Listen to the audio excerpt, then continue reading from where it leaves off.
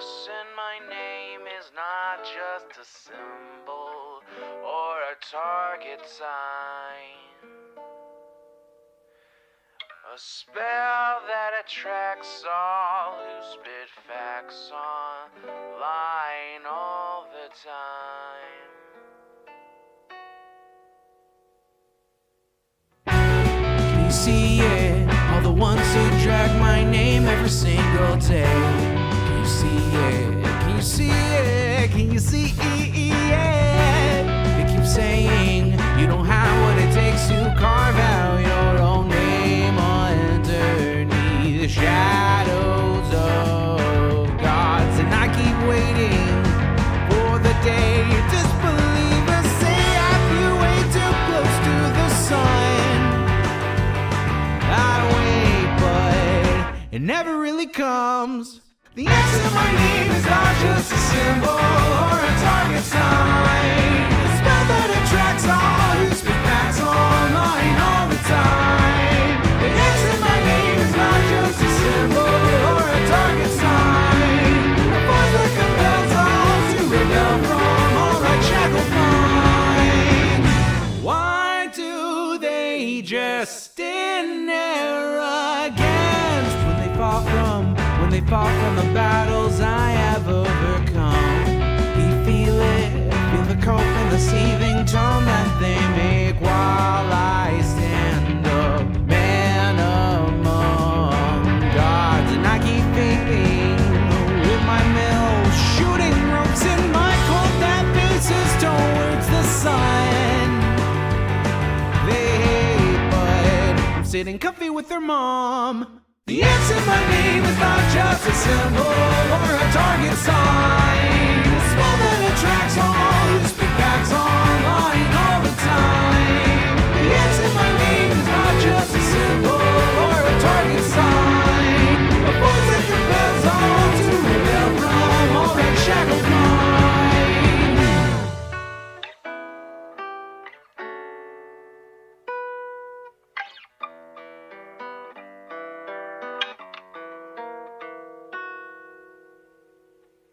The X in my name is not just a symbol or a target sign. A spell that attracts all who speak facts online all the time. The X in my name is not just a symbol or a target sign. A voice that compels all to rebel from all that shackled minds. It's you and me, your mom, it's me. I'll take another hit from my name. You've seen now, watch me right now, punch your face now. Show you how.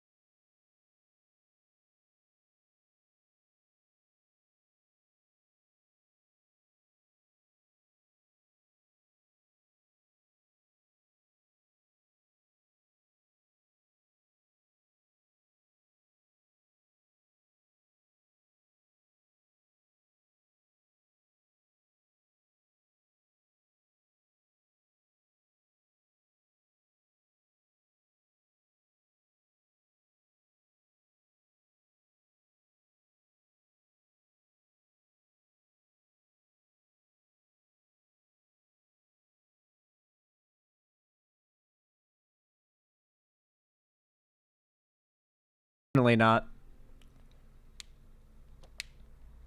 I'm so excited for the Blasphemous 2 DLC release on the 31st of September. Hell yeah, that sounds cool.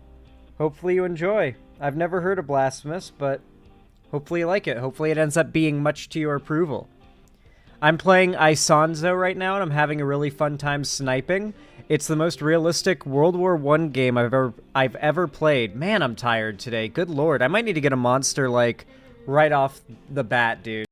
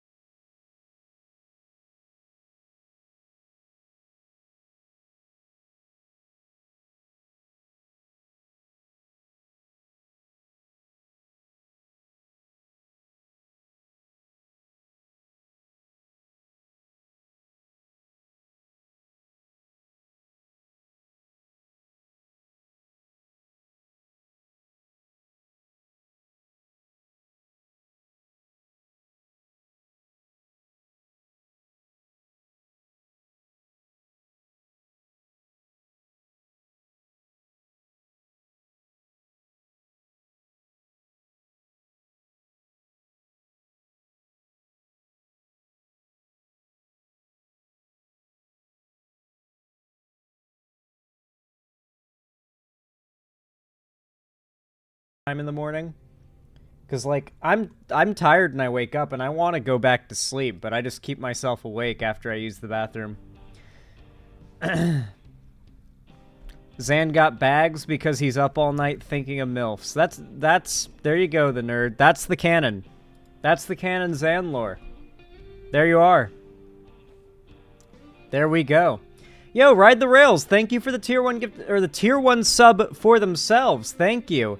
Said, "G'day Zan, hope you're well. I was thinking maybe a fun segment you could do would be to teach people how to register to vote and vote by mail." Yeah, that actually would be a good segment. I don't know if it would really get all that much engagement, or... I dropped my vape. I don't know if it would get all that much engagement or attention or anything, because it's so hyper-specific, and most people that watch me probably already know how to do all that. But yeah, that could be a good segment. Who knows? Maybe I'll do that. Thanks for the suggestion, Ride the Rails, and thanks for the dono. I appreciate it. Cleaver120, thank you for the tier 1 gifted sub to Chloe. I appreciate that as well, and hopefully Chloe is very thankful for the blue name. Says, "I hope Chloe likes the sub as much as I'm sure Zan will like this short." And then you sent a YouTube short. Let's check this out. What'd you send me? My boyfriend has to go to the Ren Fair for work. Alright, you already have me. I'm already in. Can you guess why I'm in? Can you guess why I'm in? I'm already in with this meme. My boyfriend has to go to the Ren Fair for work, but I can come with him, and he wanted to do a matching costume. He said, I want to be Frodo. And I said, oh cool, I can be Shelob, which was apparently not the couple's costume that he was thinking of. I was like, babe, she has the most screen time of any woman in The Return of the King. And my boyfriend was like, that cannot be true. Look. It is. It is true. And on top of that, as if I remember correctly, in all of the Peter Jackson Lord of the Rings movies, there's only one scene in all of it in which two women speak to each other, period, at all. And it's a mother and daughter that live in the hills of Dunland that are getting raided by the hill tribes. Right as they're like she's sending her kids off away from that village before the wild men come and burn it down in the service of Saruman. That is the only point in all of the movies in which two women speak directly to each other. And it is a mother and child. That is why I love Lord of the Rings, guys. Peak cinema. Looked it up and then said, I can't believe that's true. Finally, a strong female character who doesn't shave her legs. My boyfriend has to go to the Ren Fair for work, but I can come with him, and he wanted to do a matching costume. He said, I want to be Frodo. And I said, oh cool, I can be Shelob, which was apparently not the couple's costume that he was thinking of. I was like, babe, she has the most great... You know, listen, if she... Here's the thing, though.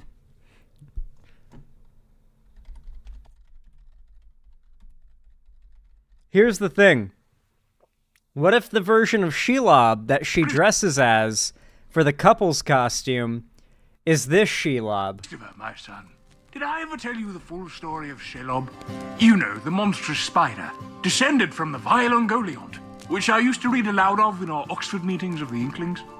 Well, what I didn't mention back then was that Shelob could also transform into a totally hot babe, all pale and dark and wan, like Rebecca in Ivanhoe, or what will later come to be known as the goth subculture. In fact, she looked very much like the pornographic actress Stoya, who will be born 13 years after I die. Now, Christopher, I will be entrusting you with my estate. If there is ever a video game adaptation The line, who will be born 13 years after I die. of my work, you must make sure they get this Shelob right. Make sure she is what the Anglo-Saxons would have called a heta etche. A real sexy bitch. Yeah, you know, she could just dress like that version of Shelob, and it's her and Frodo.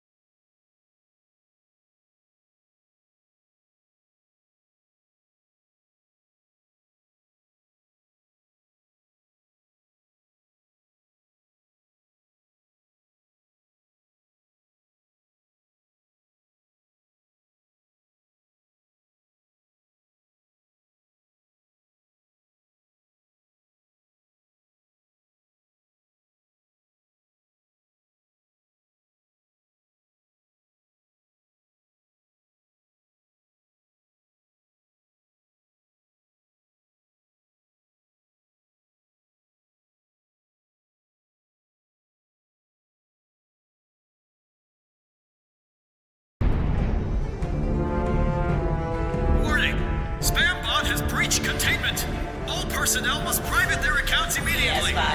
Is this from like an officially animated thing? Spambot has breached containment. It has to be. That spam bot was headed towards Grandfather's comment section. It's going to flood his replies.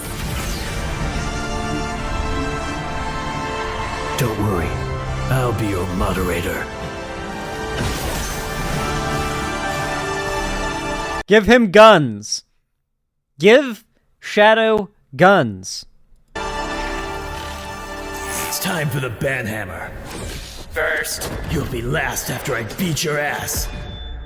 Okay, well he swears at least. The effort he puts into his content. I know this is a dub. Appreciate my fist in your face. A fan Touch dub. myself to this fight scene. The fuck? Link in bio. I wouldn't want to see that even if you gave it away for free. PS5 giveaway. Click this. Shut up. It is a You're spam hiding all bot, the real holy crap. promise.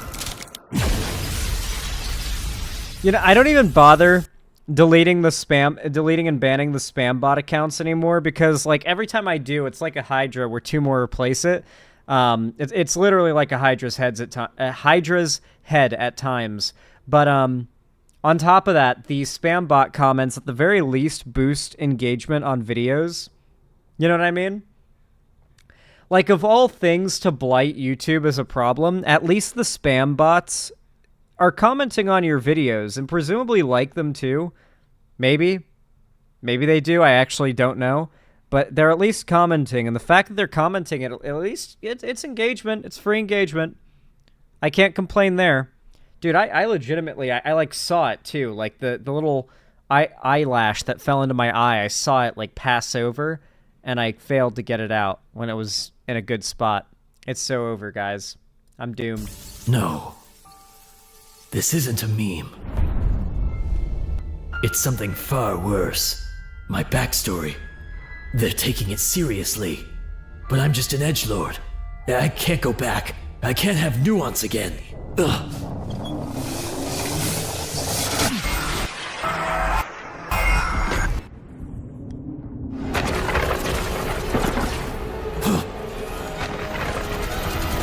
What is this? Complicated! Maria!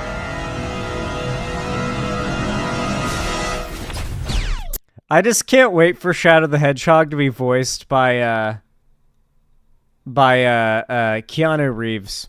I'm excited to see that. That's actually going to go hard. Thank you for the $5, Mr. Krabs. I appreciate it. And then Lobotomite, thank you for the tier 2 sub. Wow, thank you. Says, all of a sudden, my house settling turns into the scariest jump scare of all time when listening to horror stories on YouTube. That is so real, and frankly real even when I'm not listening to horror stuff. I'll be listening to, like, music, like rock music, and I'll hear, like, a creak in my house, and I'll just go and I'll grab my gun, and I'll just stand there, and I'll be like, I'll listen for a while, and I'll listen for, like, I'll count to 30 in my head, and if I don't hear any other noise that I can't identify, by the time I've counted to 30, I'll be like, all right, and I'll put my gun back away, and I'll put my headphones back on, and I'll go back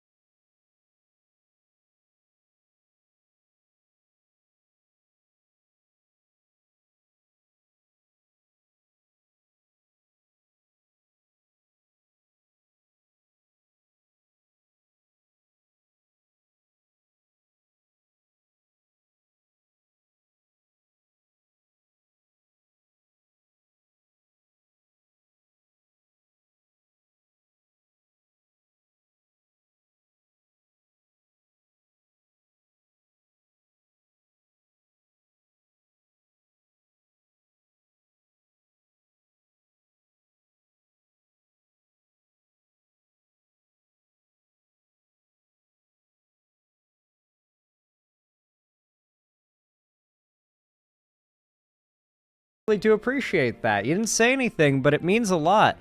Thank you, thank you. Stimulants. I got myself my good old, like, caffeine super stuffed drink here. This is like 25% caffeine or something crazy.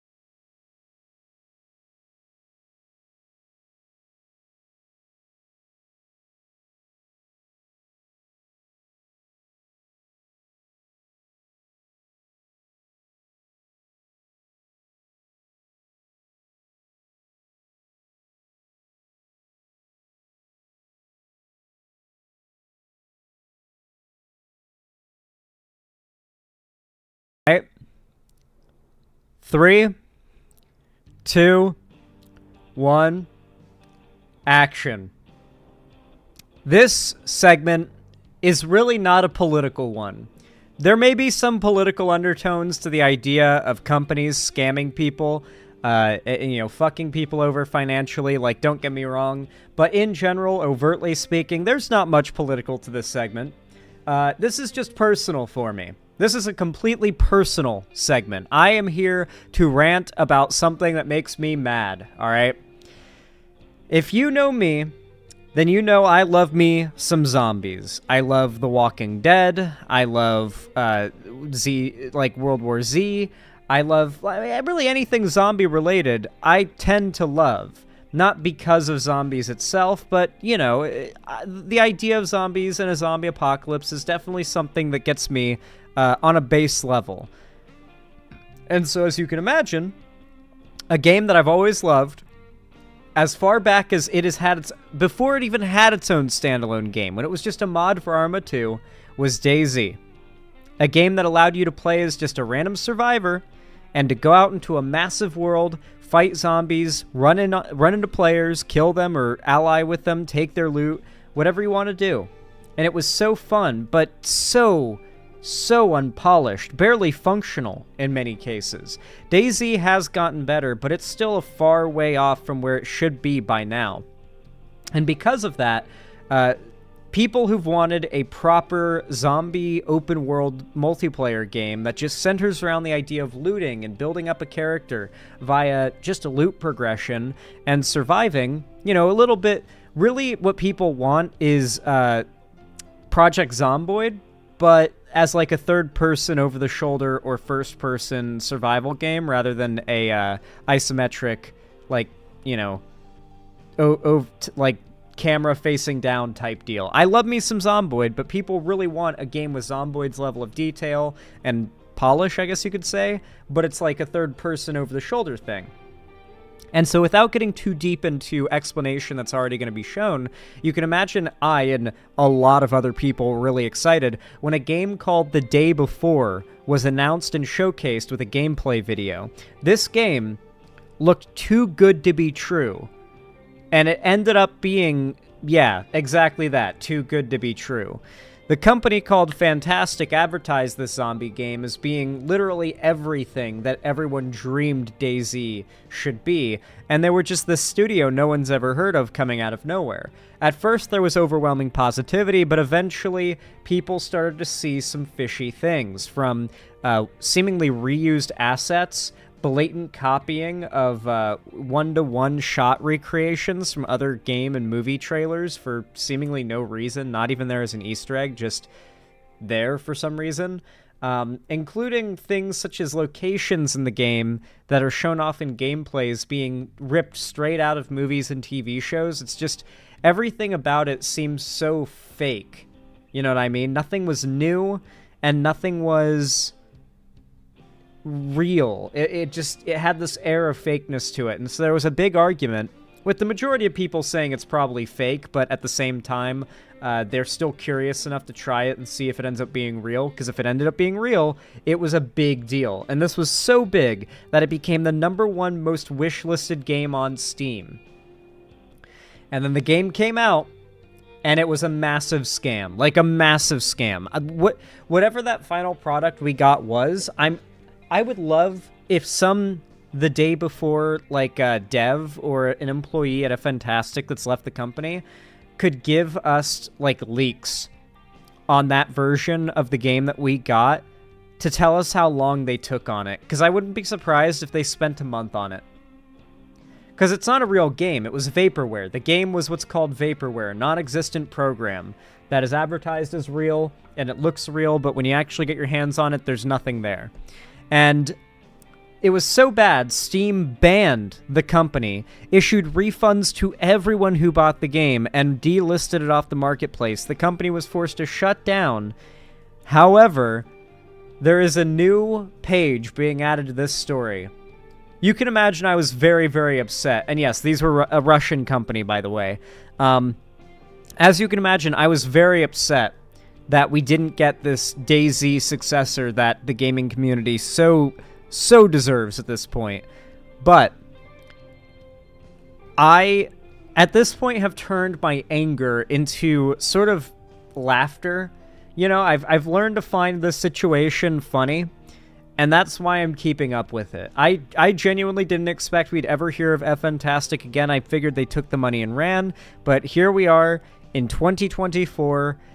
They have returned to the internet, and you're not going to believe this, they're asking for your money. They have returned to the internet with an apology and a request for your money. So I've got a Force Gaming video here. I love me some Force Gaming. Really good channel for gaming news stuff. Doesn't dip into the anti-woke stuff and really just likes to cover stuff about gaming news. You know, he just does the job. And I really like his videos. So if you aren't already subbed, I highly recommend you check him out. But he made a video about this, and I haven't seen it yet. But I do know a few of the details discussed in this video, and I am excited to rant because, God, just thinking about this project and how it never came to be and it didn't end up being what it was advertised still gets me upset. It still makes me angry to this day.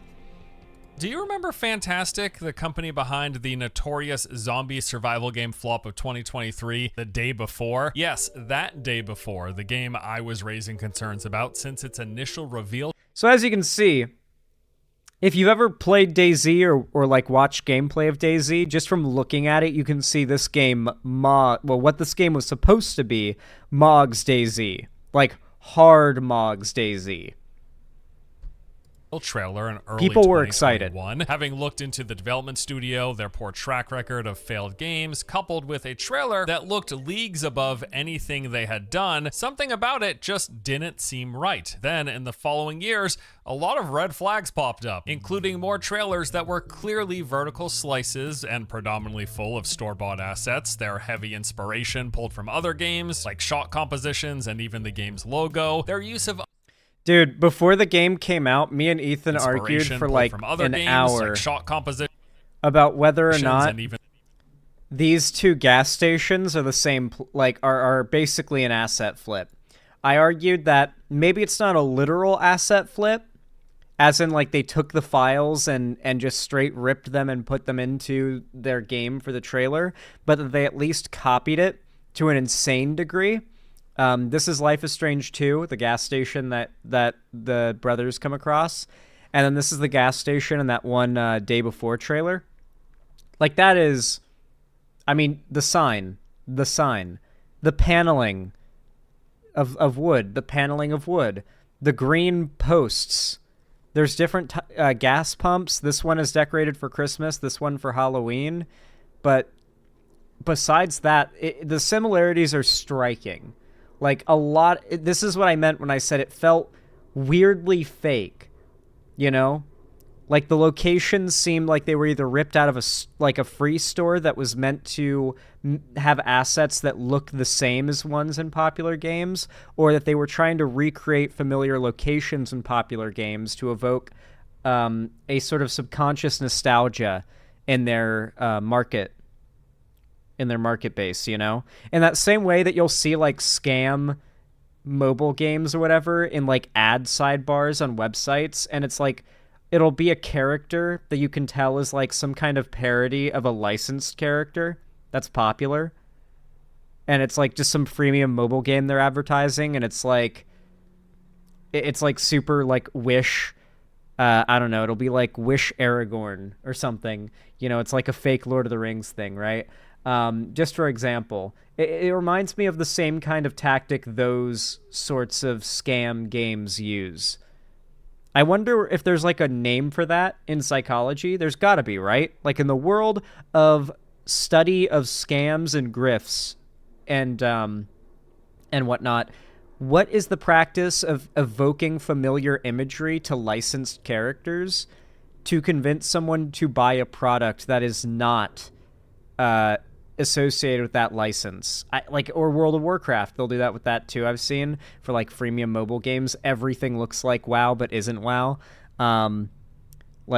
Yeah, I don't know. I wonder if there's like, I really do wonder if there's like a psychological name for that. There should be if there isn't.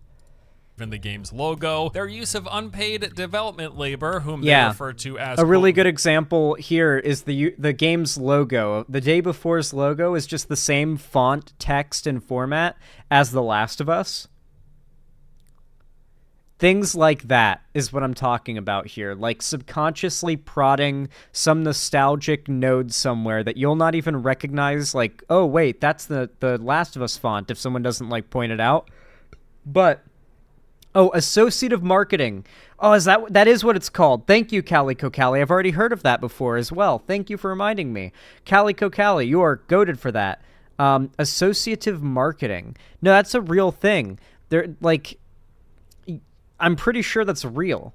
No, that is a real thing, Calico Callie. I've heard that term before, and I think you might be a little off on the wording, but you're close. Volunteers, their marketing bait and switches where they would promise to reveal info about the day before but instead announced another game, prop night, or their teams. So that's one of the reasons why people were still somewhat hopeful this game could be real. Both me and Ethan had a friend who played the shit out of prop night, and prop night was apparently pretty good, especially when it first came out. And oh yeah, my camera's gone. I forgot I made it go away so you could see the point I was making before. We had a friend that played prop night when it was a thing, and they claimed prop night was really good. And so we figured, okay, well, if we've got a friend who's played and really likes a somewhat successful game that came from the studio, then maybe the claims that it's a scam aren't true. And I was a little hopeful for a while there, but as we got closer, man, the evidence got too overwhelming to ignore. Equivalent collaboration app called Containment. The trademark disputes over the name the day before, which resulted in the game's removal from Steam, and they denied any knowledge of them announcing a release date and then delaying it 5 times over the course of 2 years. And then eventually, when the trademark issue got resolved, the game returned to Steam and did actually see a release on December 7th, 2023. And that launch, if you recall, was a... I am still hoping that some real studio, like an actual competitive indie studio, has seen the overwhelming success of the idea of the day before. Like, it was a completely fake game, complete vaporware, and it still topped the wishlist charts on Steam. That has to be telling developers, both AAA and indie, that if they can put together a solid team to make just a giant open world playground for players to progress a character through looting and gear, and to just have in-game proximity chat, some basic base building. You can even just add features over time. As long as it is a somewhat feature-complete, polished product on release, you can add content over time. That's fine, but it needs a base level of polish and playability on launch. And if a AAA studio or even an indie studio can pull this off and make it better than DayZ, a better engine is a good start, by the way. It really wouldn't be hard to do this with a better engine. If they can do that, then millions. They will get millions. It's easy millions. If I had a game studio, if you could give me a game studio to be the head of and a budget to make I don't know, a mid-tier, a mid-budget AAA game, I would make that, and there would be millions in returns over years, over decades. It would be a long-term, profit. It would be insane, especially if it was constantly supported. I don't know how any studios haven't figured this out yet. Hopefully, the day before changes that, and we get a real game. A complete and utter disaster. The game was not even remotely what they said it was going to be. Instead of getting an open world zombie survival MMO, what we saw was a fairly small extraction game that was also extremely bare bones, lacking many expected features. They advertised it. Okay, he's not even going deep enough into detail to emphasize how much of not a game it was. They advertised it, and I quote, as an open world zombie survival MMO. What it ended up being was, if there was ever supposed to be a game there at all, is it was an extraction shooter with a lobby where a server of up to 24 people, that's right, that is the max amount of people that could be on a server, a maximum of 24 people could both be either in the hub, which was like an area with some like shops and stuff, or out in the city where you could go out and get loot and then extract to sell it inside of one of the hubs. This sounds fun in concept. The problem is the game itself had absolutely nothing going for it. There was loot just in really odd places. For one, like, because everything is a store-bought asset flipped from the store after like 10 seconds, the map is really badly designed. So since there's no jumping, if you walk off the edge of some sidewalks, you're in like a little moat along the side of the road that is literally impossible to get out of. Like if you walk off the side of like a sidewalk into like a 4-foot ditch, because you can't jump or vault in the game, you're just stuck. There's no way out. The city was flipped off of a free map on a store. It wasn't made for the character movement that they built for the game. So it was nothing but stolen assets, stolen code. Not stolen, I should say. Free flipped assets from a store in Unreal Engine and Unreal 5. So it looks good. Don't get me wrong. It's Unreal 5 and all. But even the zombies, you'd think, well, okay, well, you're running around looting and killing zombies. How could this not beat DayZ? Like, even with what this game ended up being, how could this not beat DayZ? Well, the zombies, well, they do absolutely nothing. At least in DayZ, the zombies are a threat. In this, they stand there for about 10 seconds to let you, like, open up on them before they do anything. And this image here of 2 zombies is pretty representative of the most you'll ever see in one place. So you're never going to have, like, an overwhelming situation. And then on top of that, because the game wants to convince you, the game, quote-unquote, wants to convince you after you buy it not to refund it in the first 30 minutes while you're playing it, they play fake gunshot audio throughout the city. Mind you, this city map is all there is, and they showed off so many locations, like big, sprawling countrysides and stuff in the trailers, not even in the release of the game when it came out. But then on top of that, they took an audio file of like generic gunfire going off at different directions, and they put that into the game to play when you're out there in the world. So it sounds like there's hundreds of players around you shooting guns, just like maybe 12 people having a gunfight in the next block over, maybe 30 people raiding a place and killing a bunch of zombies 2 blocks over. And so you follow these noises, or what you think is the sound of these noises, and it's just barren, literally empty streets, but the sound of a war around you, right? And people have, like, I was switching between streamers when the game came out, seeing if anyone was actually running into players or anything, and one guy ran into a player and killed them.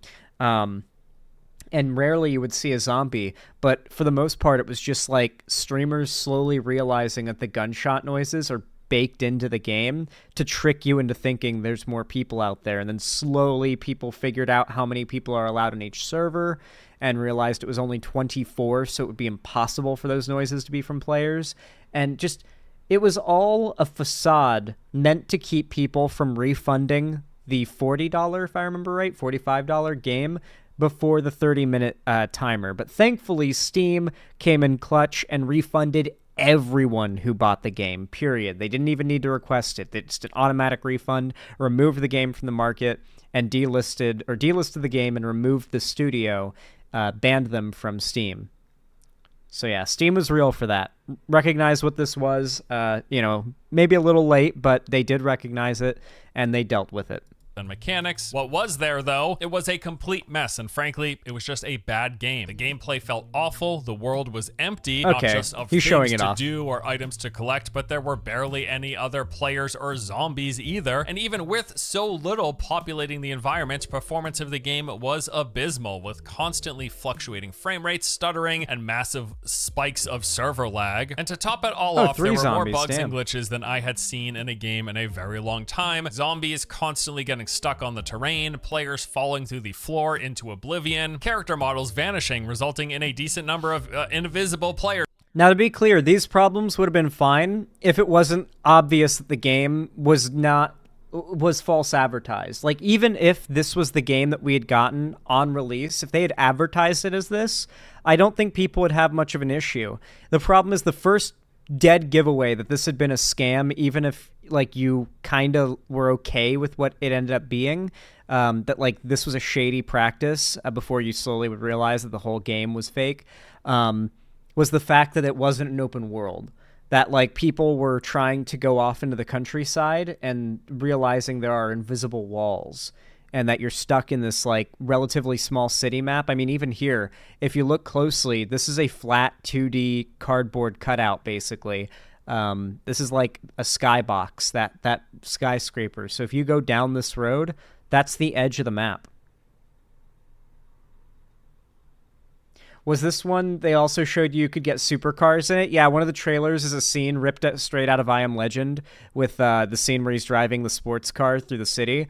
So yeah, there's supposed to be vehicles in this. I believe you can drive vehicles, but every feature down to the vehicle repairing and everything does not exist in the game. And if you do drive one, there was no audio, and they just kind of slid along the surface of the like pavement. They didn't even have like a spinning animation for the wheels, and so it was just a stationary car sliding around, and then if it hit anything, like if it hit a car or a bump or anything or a curb, it would flip because the physics aren't like coded to work. It's all just meant to look, if you're just looking at it, it's meant to look good. That's it. But once you actually physically play it and start doing things, you realize there's nothing there. It's just paint. Running around, or animations constantly glitching out like the ever-expanding heads, or getting players stuck in poses even while they're moving. The result of all of this, not surprisingly, was that the game flopped hard with overwhelmingly negative reviews on Steam, reaching an impressively low 16% rating. And then 4 days after its launch on December 11th, Fntastic announced that they were ending support of the day before, but also that they were closing the studio. Valve, seeing this, then So if you're wondering why it wasn't a 100% thumbs down like rating on the game, there was a big wave of positive reviews that came in, all of them simultaneously, seemingly bots. And do you want to guess what language those bot positive reviews were written in?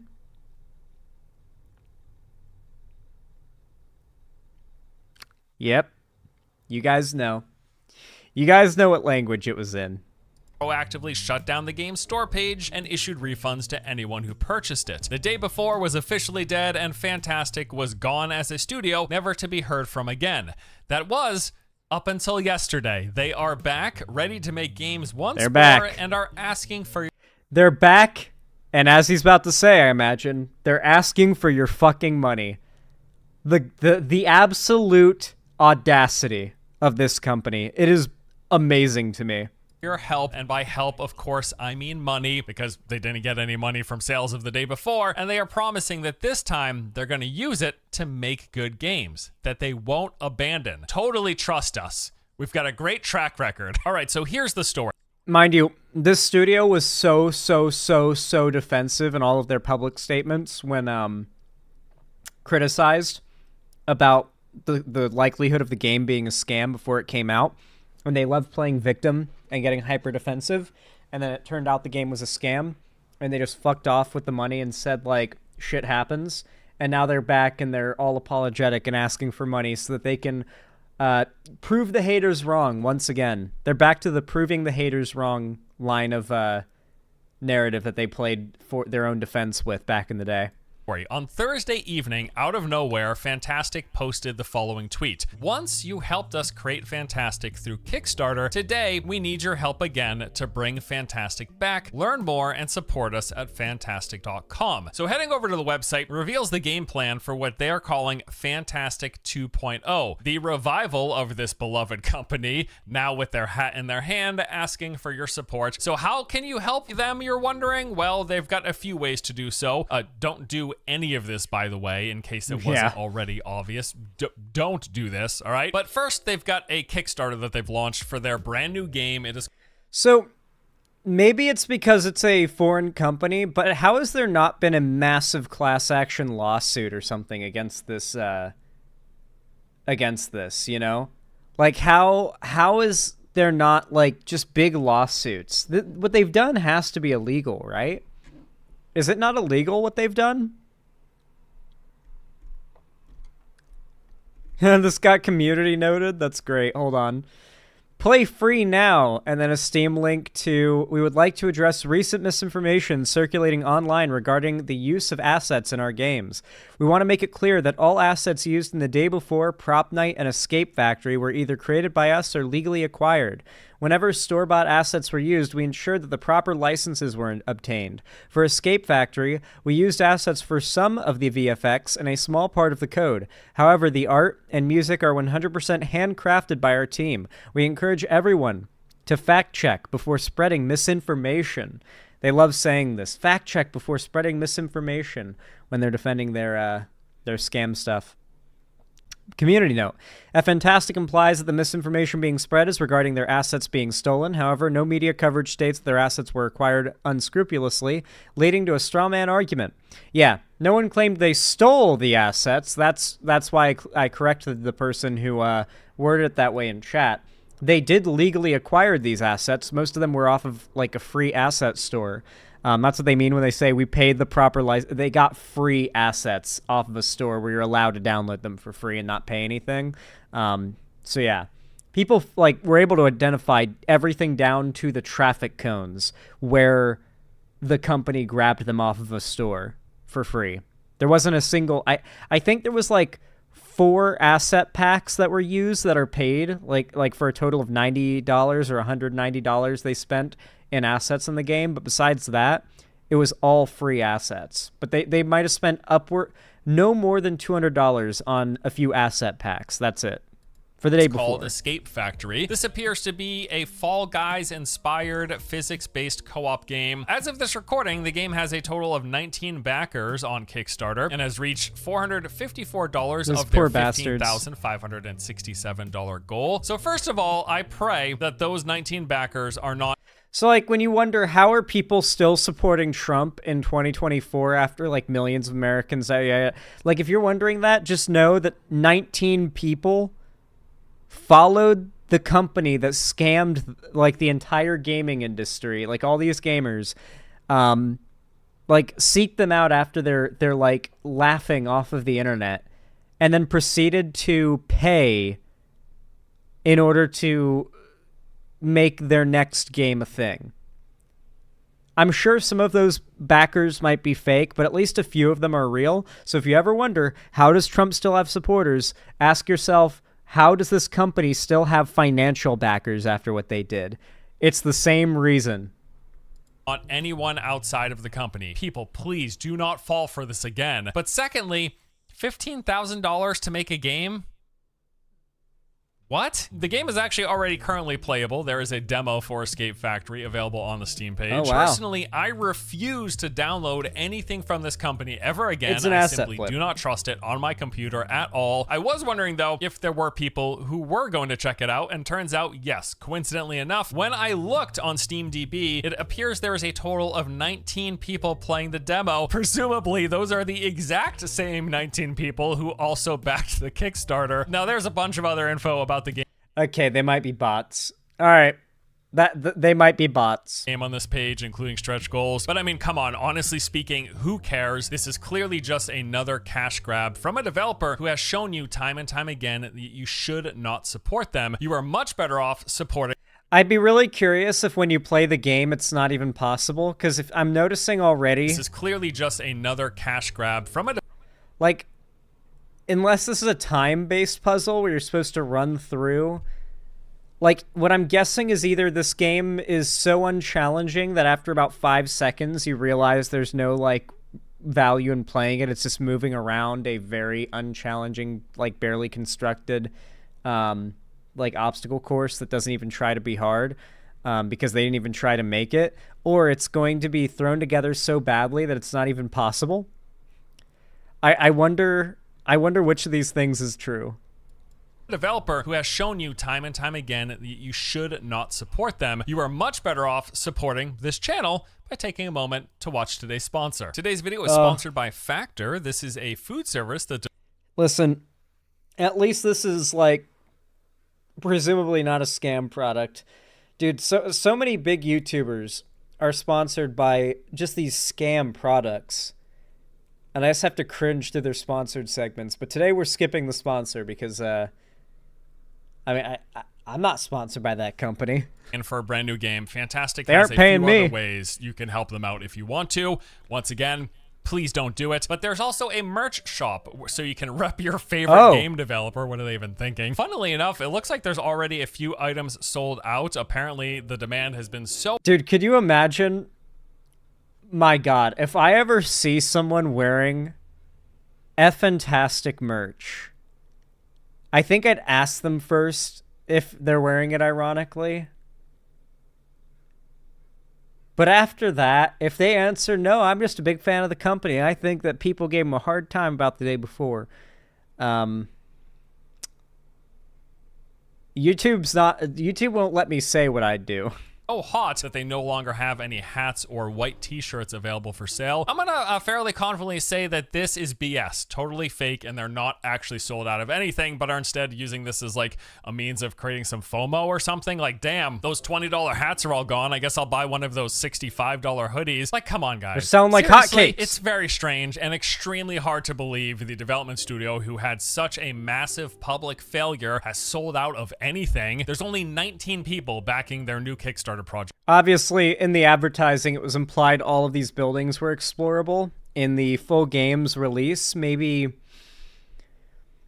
every 10th building, like the first floor, 1 or 2 rooms, like the front like room where you enter on the ground floor, and like a closet are accessible. Everything else is just, just set dressing.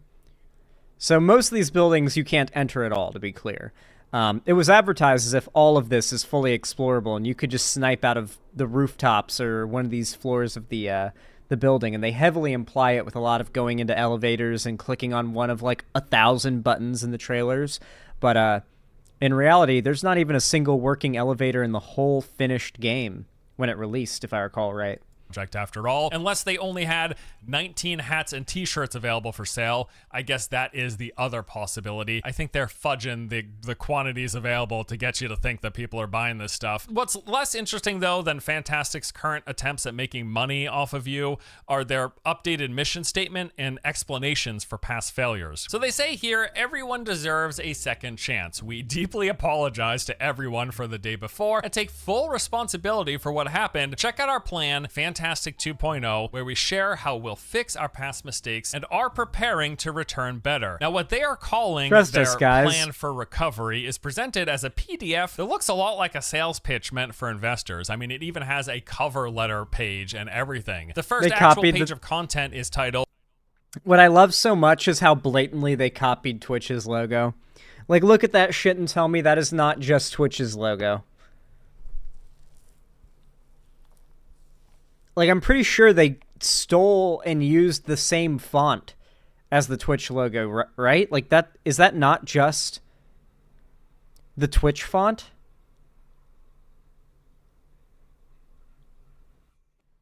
Here, let me bring up Twitch's logo. Let's compare them.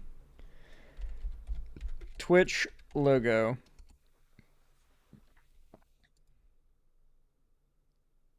It's pretty fucking close, dude.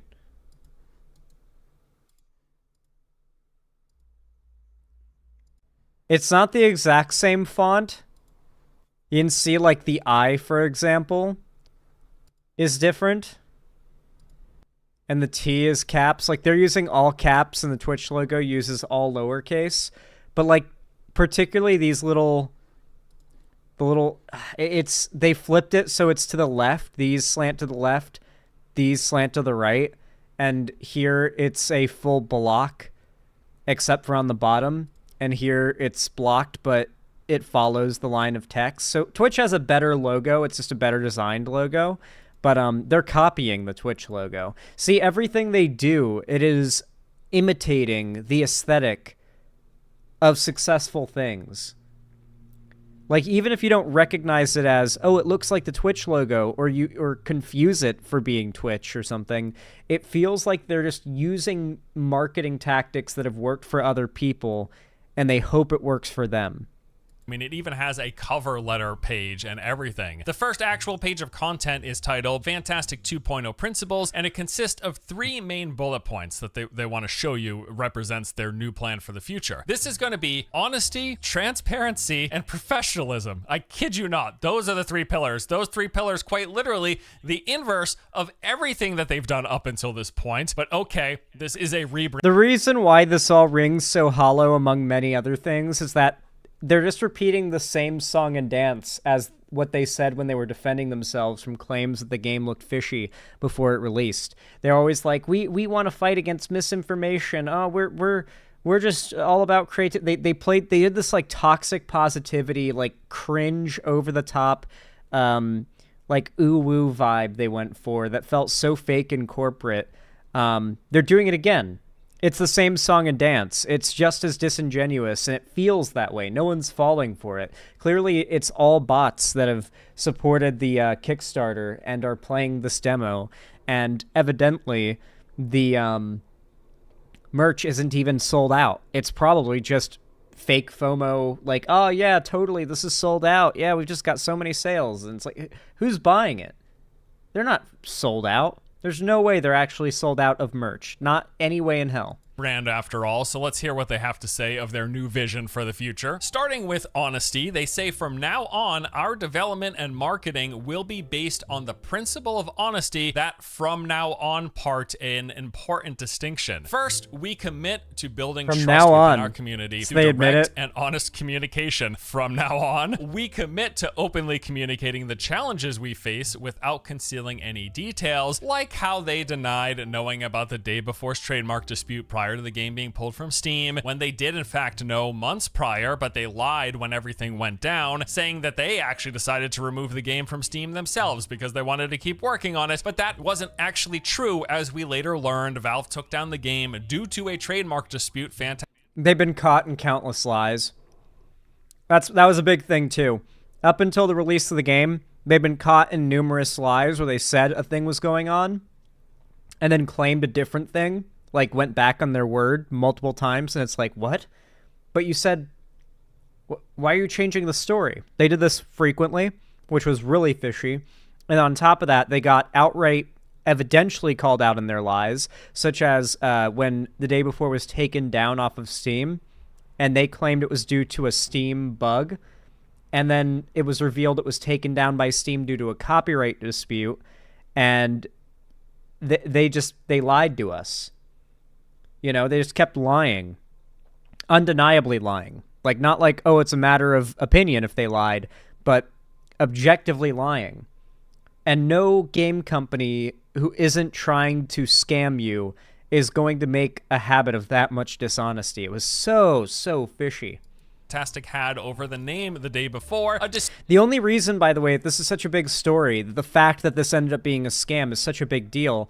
Maybe to you guys, in hindsight, it looks obvious, but people desperately wanted this game to be real. Even I, who was like 90% sure it was a scam, was still eagerly ready, like excited when I woke up the day the game was supposed to come out, because I hoped that I was wrong and that it was real.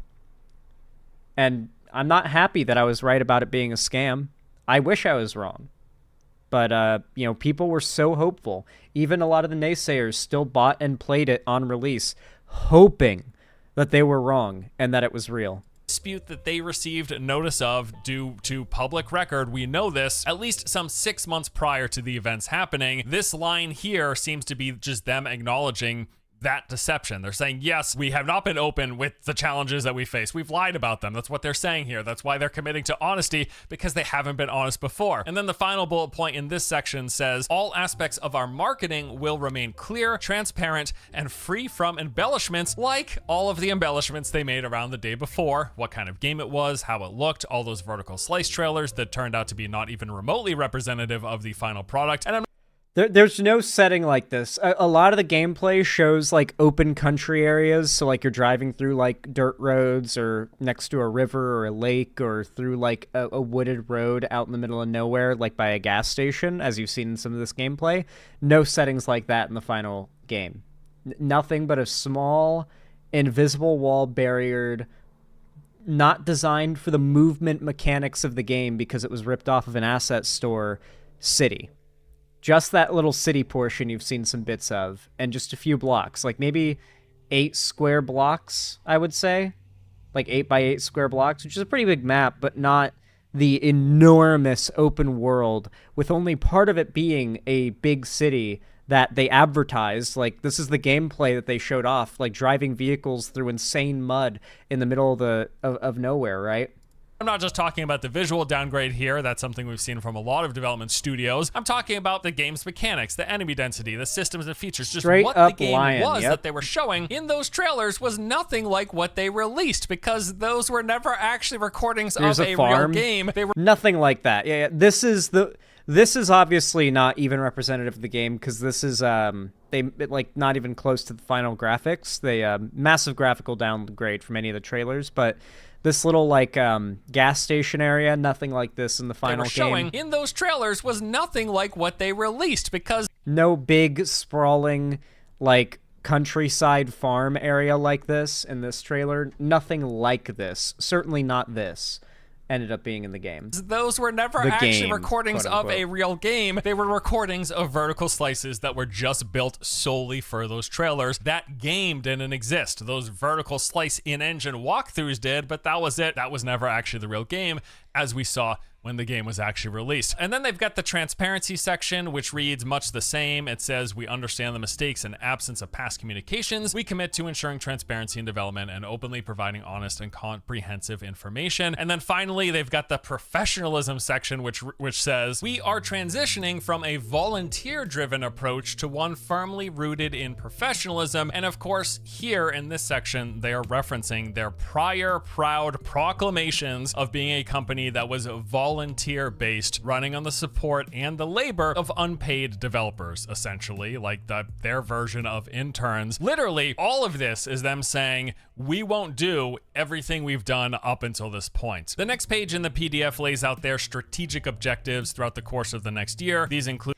Man, there was somebody who put together a video showing like all of their marketing and what games, movies, and other media they had stolen and recreated shot for shot from other media that's popular for their advertising.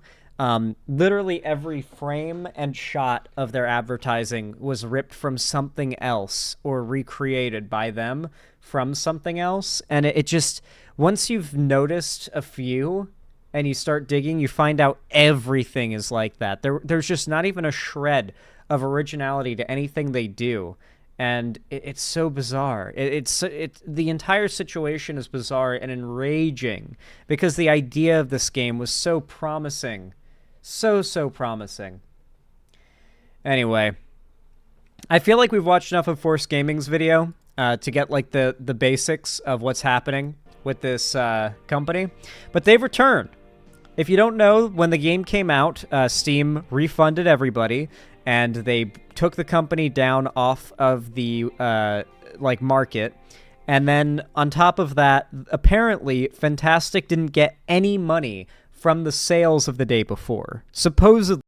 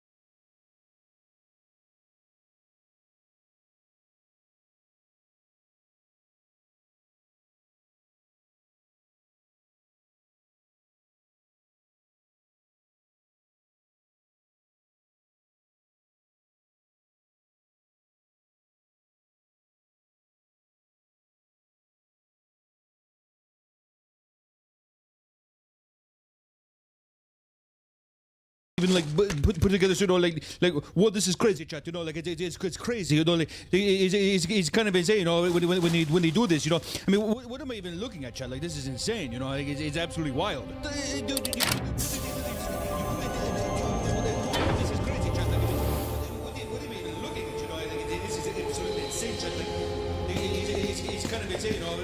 Why don't we just take some here and leave? He could spot us at any time. If we're gonna do this, we should do it right. There's more valuable items further down. Dude, there's a clip. I hope someone can find it and link it. It's so fucking hysterical. There's a clip from Creepcast where for some reason Wendigoon mentions XQC. Like, I think the joke was, imagine they see the monster and it's just XQC, like, hunched over like a goblin. And then Meat Canyon does that, because he's the one voicing XQC there. He does that impression.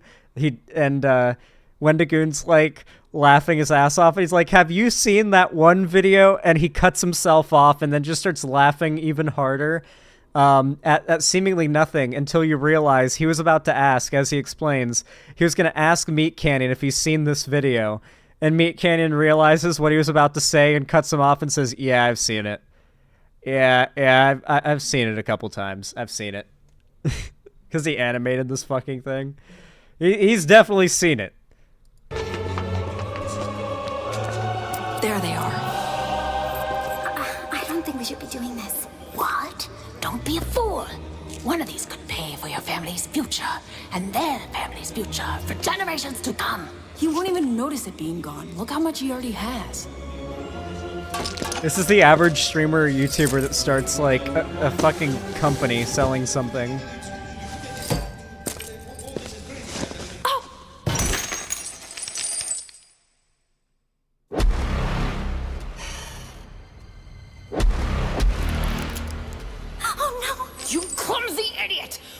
And let's get out of here!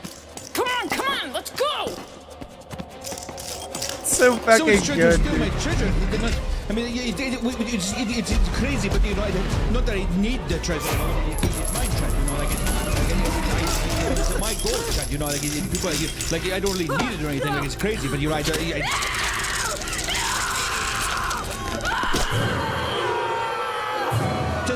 I got reviews, chat. Like I need them for YouTube vlogs, chat. You know, because people who miss the streams, like, you know what I mean, chat. Like it's crazy, chat. Like I have views now. You know, it's one of these things where it's mine now, chat. Like not that I really need them, chat, but I do what I have to do, chat. You know, like it is what it is.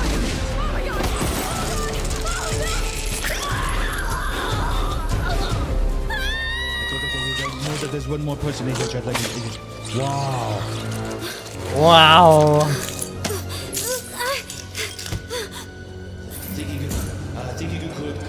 You could come into my treasure vault and get away with the chat.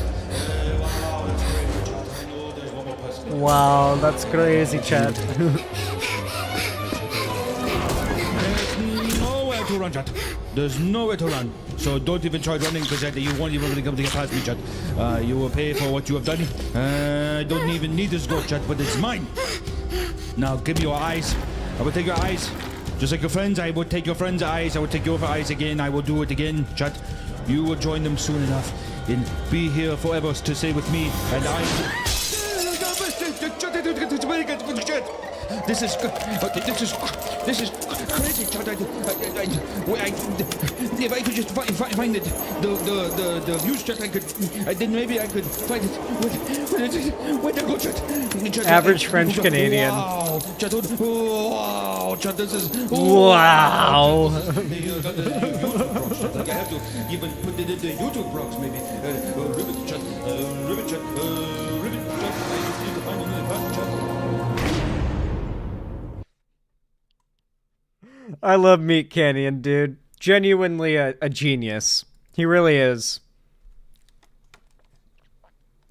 And no one knows his age. He claims he's 54 years old.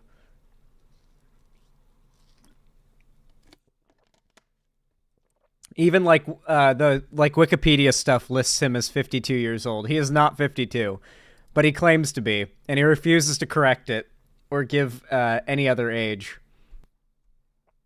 He's like, nope, I am 52 years old. It's like, okay, man. Can you just be serious and tell us how old you are? He's like, nope. No, I am. I'm 52 years old. No, he claims a bunch of different ages. Yeah, but the funniest one is 52. The idea of him being 52 is very funny. He's probably in his 30s. Reddit says he's 30. I think he's probably in his late 20s to like very early 30s. But yeah, I think the idea that he's in his 50s is hilarious. So I definitely run with that. He probably doesn't age. Yeah, he doesn't age. He surpassed. His power level is so high he doesn't age anymore. He's not mortal. Anyway, Pepper T21, thank you for the $5. How kind of you. Thank you. It means a lot. It really does mean a lot. Thank you. Said, nothing but a link. So let me click on that and see what it is. Why am I sweating? What the fuck? Blorg? We've got a Blorg video here. Instead of Glorb, it's Blorg. And it's called My Swamp. Alright, what do we got here? Is a swamp production.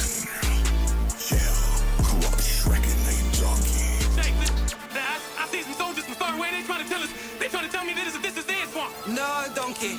This is my swan. My swan. Yeah, donkey, this is my swan. My swan. Why is this kind of heat?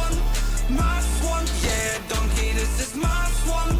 My swan. Yeah, donkey. Came out of swamp, I'm donkey. Sipping at lean. Swimming in lean. Smoking at green is lovely. Yeah, This lean lake. What's in a bag? Pumpy.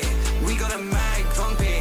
94 back like Humpty Dumpty, yeah. Damn straight, I get so high, never lame straight. Hop out the back of the lame straight. They know this shooter, young guns in this tuba. I think that this bitch cannot blame straight. Look at my coat, we can band change. We thumbing through hundreds and whipping this on you. How can we be humble? They looking, they telling me damn straight. Mad at me, donkey, what for? 'Cause I took Fiona out the hood. Why they mad at me, donkey, what for? It's 'cause fuck hard, only for. Okay, straight, hold on. Hear me, I'ma spin it. Get this block tight, look at biscuit. Okay. Alright.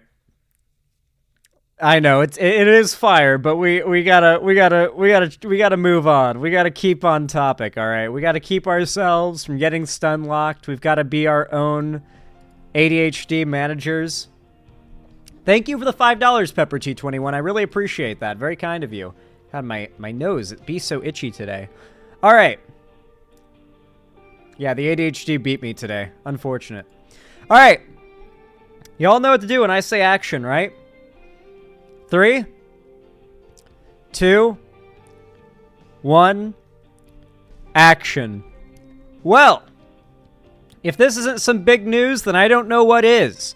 Apparently, Israel airstriked several high-ranking Hezbollah officials the other day, including the leader of Hezbollah.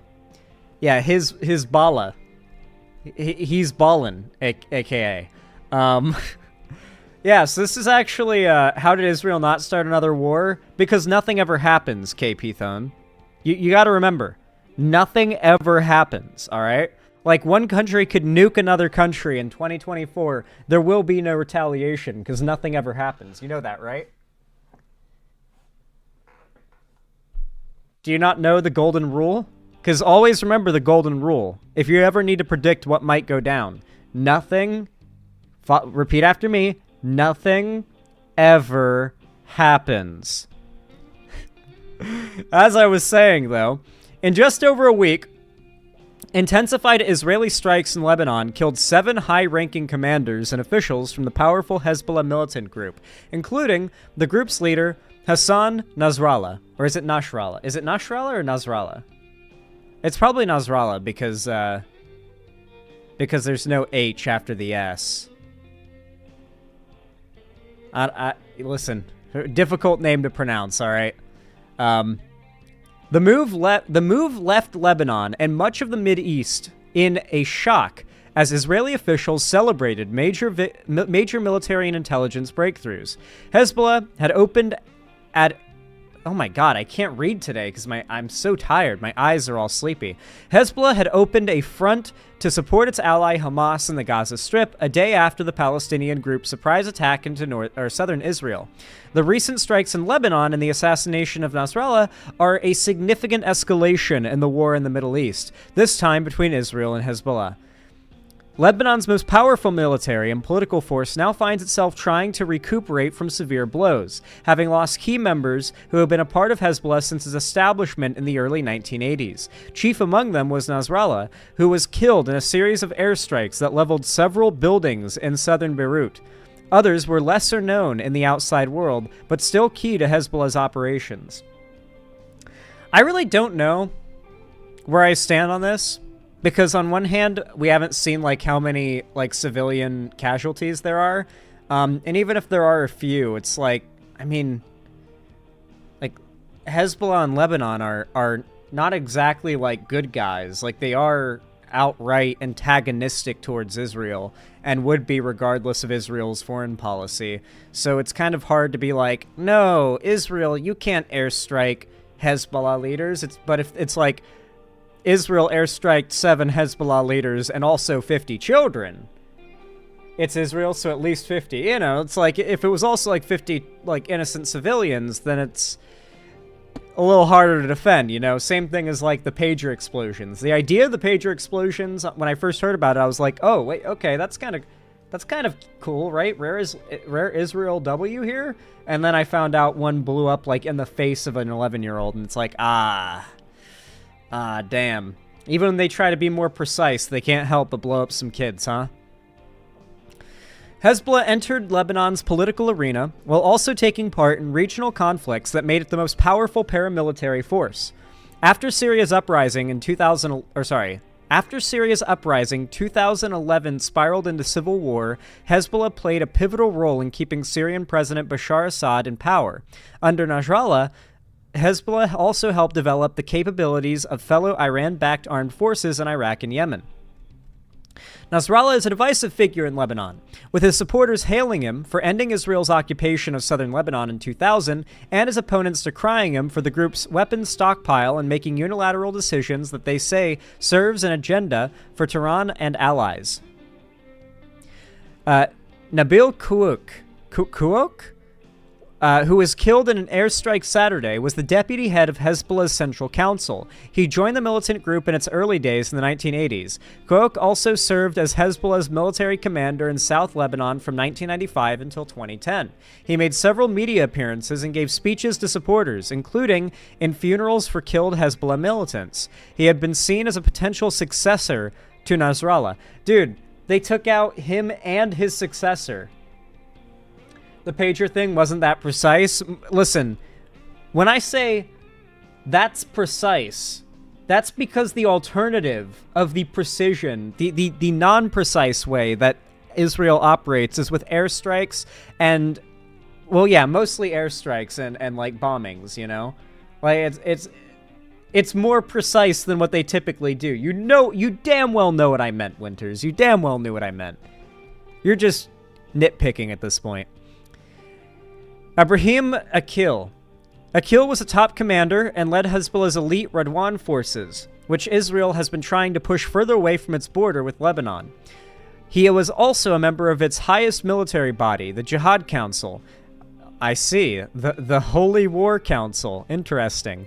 And for years had been on the United States wanted list. The U.S. State Department says Akil is part of the group that carried out the 1983 bombing of the U.S. Embassy in Beirut and orchestrated the taking of German and American hostages. So you got to remember here that Hezbollah is a terrorist group. Sometimes you'll hear it called a militant group, and because it has official backing from like nations such as Lebanon and Iran, it's kind of like it gets called a terrorist group a little less because it's a little more official. It's more of an official military, but it's a terrorist group. It's just a heavily manned and armed terrorist group. And a lot of the members of it, many people that are just randos in the group to even its leadership, are literally connected to terrorist attacks, like civilian terror attacks that were specifically planned to kill civilians. So while Israel is no angel here, this certainly isn't a case of like one bad party attacking an innocent party, you know what I mean? Hassan is crying, screaming, and pissing himself over you calling Hezbollah terrorists. Oh, of course he is, yeah. Like the IDF? I mean, careful here.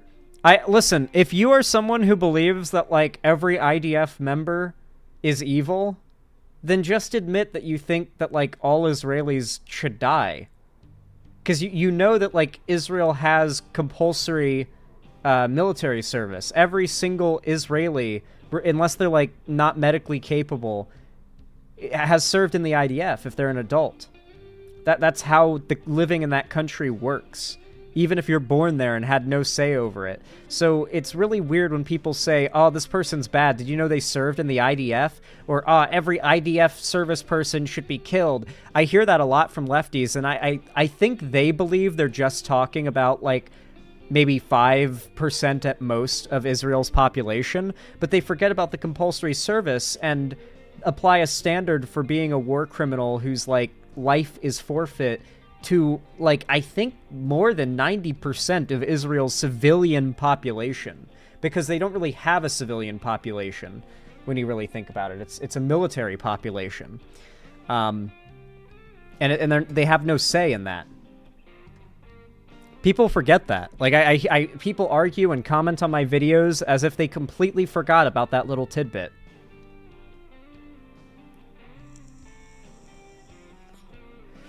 Yeah.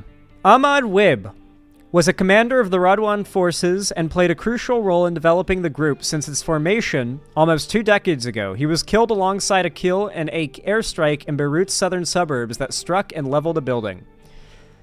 Ali Karaki led Hezbollah's southern front, playing a key role in the ongoing conflict. The U.S. described him as a significant figure in the militant group's leadership. Little is known about Karaki, who was killed alongside Nasrallah. Mohammed Saror was the head of Hezbollah's drone unit, which was used for the first time in this current conflict with Israel. Under his leadership, Hezbollah launched exploding and reconnaissance drones deep into Israel, penetrating its defense systems, which had mostly focused on the group's rockets and missiles. Yeah, so that's another big thing that people don't factor into this whole conversation, is that Israel has a pretty large civilian population, right? That's why the Iron Dome exists, because, like, Hamas and other militant groups in the Middle East are constantly launching things at Israel and trying to hit civilian populations, and sometimes they do. And because a lot of these groups, particularly Hamas, had such rudimentary weapons for so long, when the Iron Dome was built, that is to say, when a lot of the defense systems were put into place, they were designed to deal with very rudimentary explosives and very rudimentary attacks.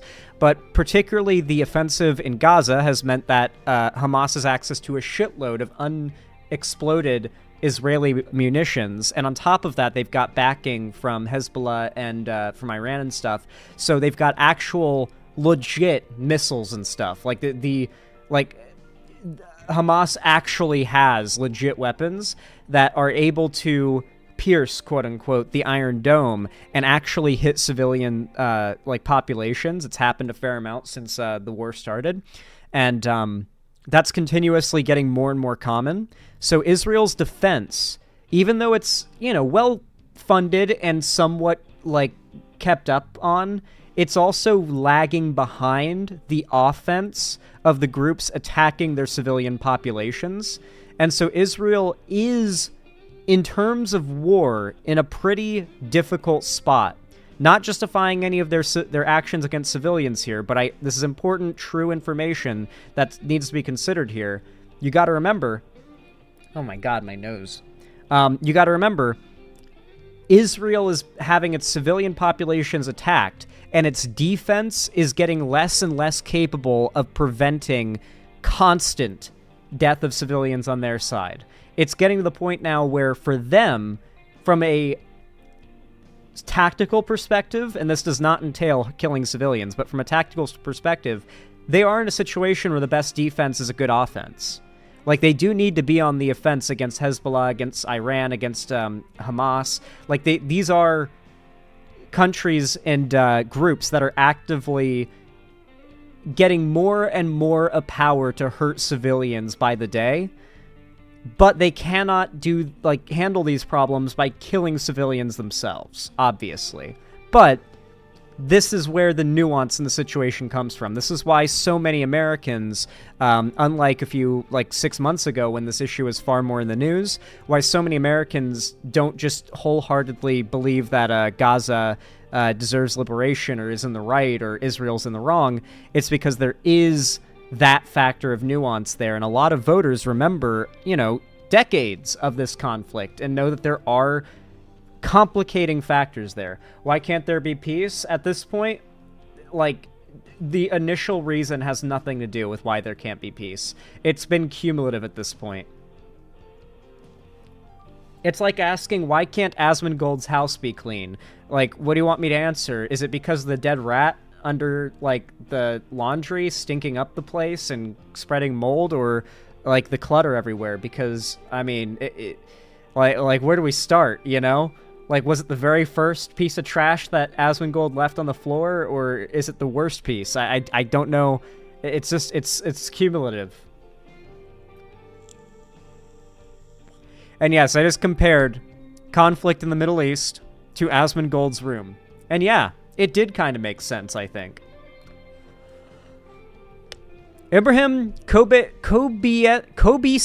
Interesting name. I kind of like it. Kobisi. Kobisi led Hezbollah's missile unit. The Israeli military says Kobisi planned the kidnapping and murder of 3 Israeli soldiers at the northern border in 2000, whose bodies were returned in a prisoner swap. Oh my god, my nose is it's like there's a little guy in my nostril, with a little feather duster just going, "Sneeze, you motherfucker!" and just, tickling me as hard as he can.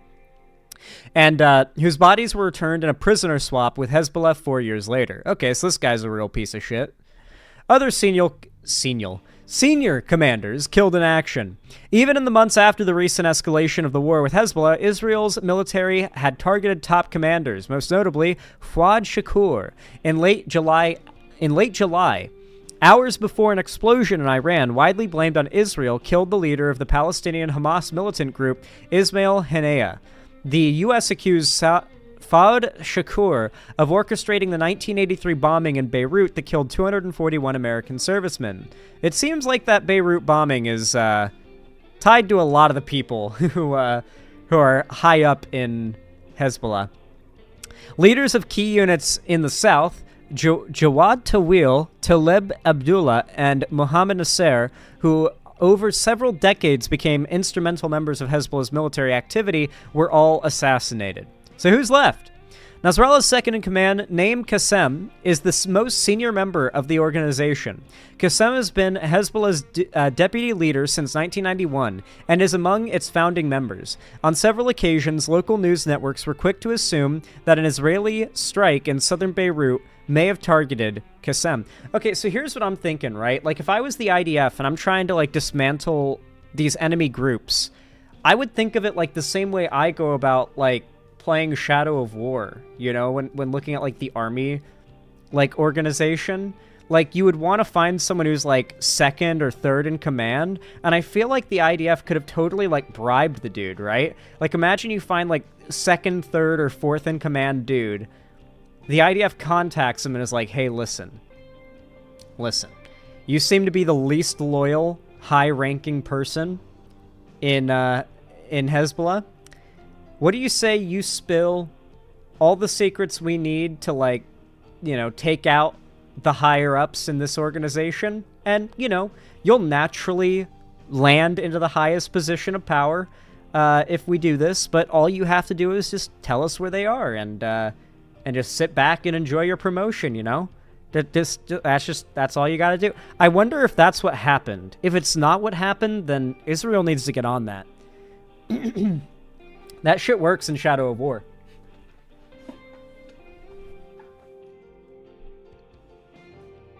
People cannot resist the idea of climbing that ladder of power, Everyone wants that sweet, sweet promotion. Anyway, Qassem is only the only top official of the militant group who has conducted interviews with local and international media in the ongoing conflict. The deputy leader appears to be involved in various aspects of the militant group, both in top political and security matters, but also in matters related to Hezbollah's theocratic and charity initiatives to the Shia Muslim community in Lebanon. Meanwhile, Hashim Safedin, who heads Hezbollah's Central Council, is tipped to be Nasrallah's successor. Safedin is a cousin of the late Hezbollah leader, and his son is married to the daughter of Iranian General Qasem Soleimani, who was slain in a U.S. drone strike in 2020. Like Nasrallah, Safedin joined Hezbollah early on and similarly wears a black turban. Talal Hemei and Abu Ali Reda are the two remaining top commanders from Hezbollah who are alive and apparently on the Israeli military's crosshairs. They're coming after him. Oh, those two are fucked, dude. They're next on the list. How long do you think they have? Like a week? Male manipulator logic, but war tactics. I like it. A real commie would collectivize my food and leave me to starve. So true. Breadlines and communism. Let's go. Anyway, this whole situation is, I mean, it's interesting. I don't really see it escalating conflict any more than it's already been escalated. Like, Israel is very clearly the strongest player on the field, and they're operating at a fraction of what they could be doing, you know? Like, this is far from as bad as it could get, which makes me thankful we're not there yet. But, man, if things don't start to settle down, things could get worse than I think anyone thought was possible.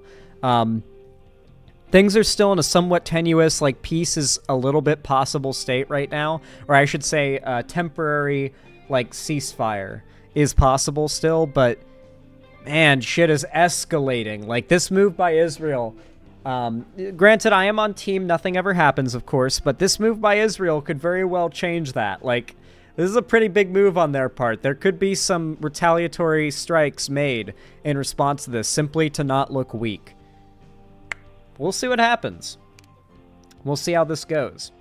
Anyway, guys, if you liked this quick news update on the situation in Israel, then please consider leaving a like. Every thumbs up, no matter when, where, or what you're watching from me, helps a ton and forces YouTube to push my content in the algorithm. And as you know, since I make lefty content, you guys helping with the algorithm goes a long way. It really does.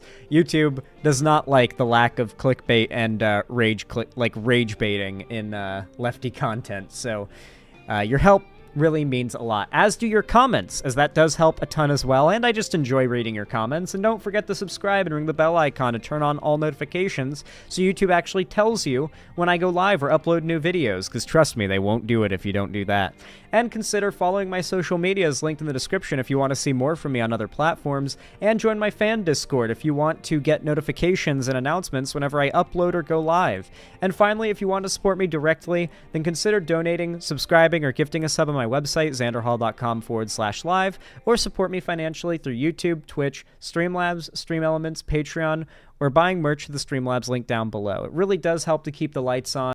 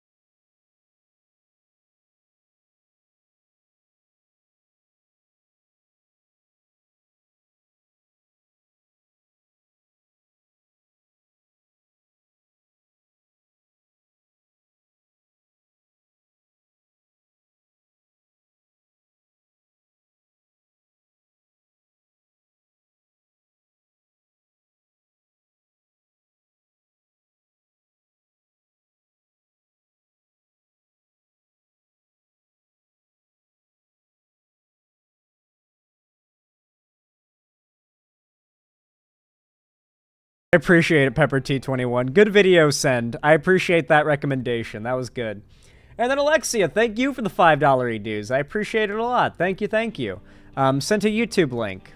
Very kind of you. I really appreciate it. What is this? Why have you stopped playing that wonderful music? Why have you stopped playing that wonderful music? You guys, in response to me, no longer playing the Shrek rap. Real. Thank you for the $5, Alexia. I appreciate it. Very kind of you. Very, very kind. Let me update that dodo goal really fast. Hey, what did I miss? Nothing much, nothing much. Just a couple of segments. We're about to start another one. So, you got here not just in time, but, you know, at a good time. Not a bad time. Do I have any monster left? No, I've finished my can. We gotta get SpongeBob back. Suck word. Good God.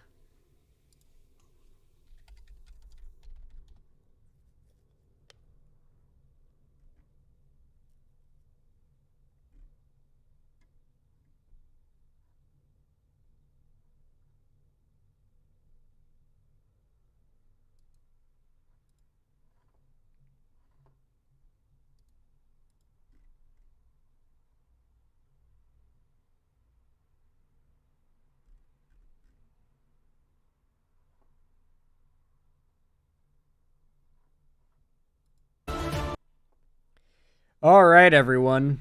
I'm getting the links for the next segment ready really fast.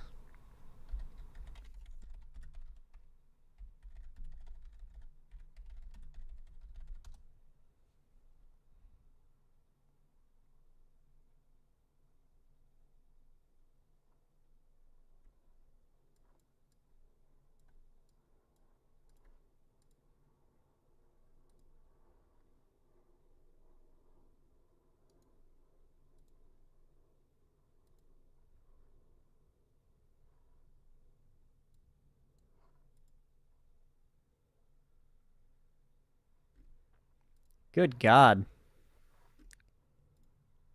Hurricanes do not fuck around, guys. I kind of just spoiled what my next segment's gonna be, but, God damn. Okay. All right. Y'all know what to do when I say action, right? 3, 2, 1, action. All right, guys. That's right, I'm here again using my Florida man credentials to talk again about the extreme weather events, mostly caused by, well, I should say exacerbated to their extreme state by climate change, man-made climate change. I've got some experience with hurricanes, okay? I grew up in Florida, 21 years of my life lived in Florida. I have been through many hurricanes. And even when I was 16 years old, I lost my childhood home, as I consider it. I moved around a lot when I was a kid. I didn't stay in one place all that long, and most of the time, I usually lived somewhere a year and a half at most. And when I was 10, moved into a house in a place called Hernando Beach, really nice part of Florida. And I lived there from the time I was 10 to the time I was almost 17, 16, almost 17. And the reason why I had to move out was because a hurricane bigger than any we had ever seen came, and the water level rose so high that it came into our house. Lost most of our possessions and had to be homeless for a little while and live with my stepdad's work friend. It was not fantastic. And ever since then, I've had a disdain for hurricanes, and I'm so happy to no longer live in Florida, or really the South or the East Coast where hurricanes are common, because they're just an awful thing. But that doesn't change the fact that they're still happening.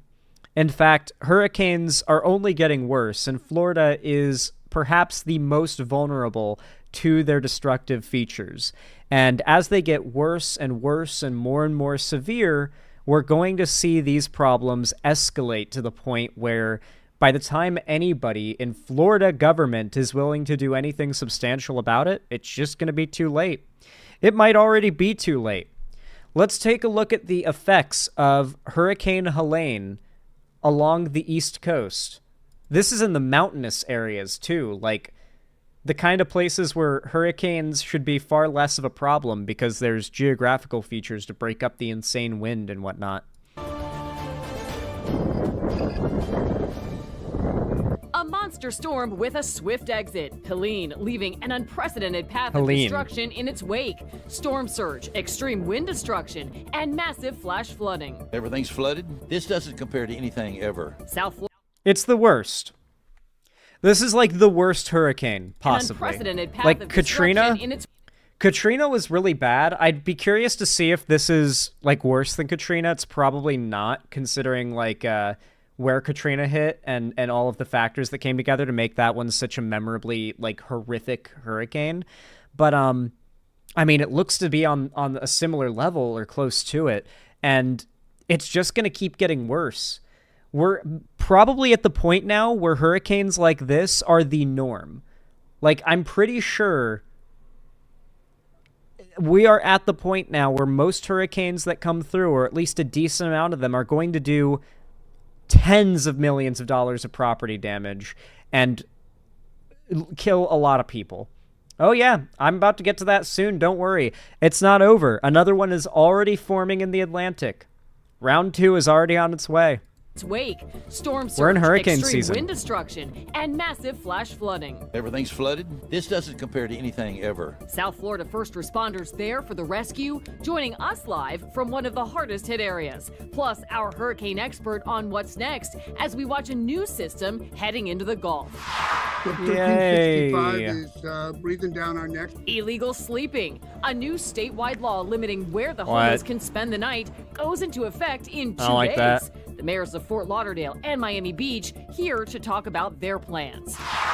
If you're not, if you're wondering why that's so positively presented, you got to remember this is Florida, like local news, and those are really popular policies in Florida. Floridians really hate homeless people, so any policy that like makes Florida as uninhabitable for homeless people as possible gets a lot of support, because the idea is that like the homeless people will leave if the law is like particularly harsh on them.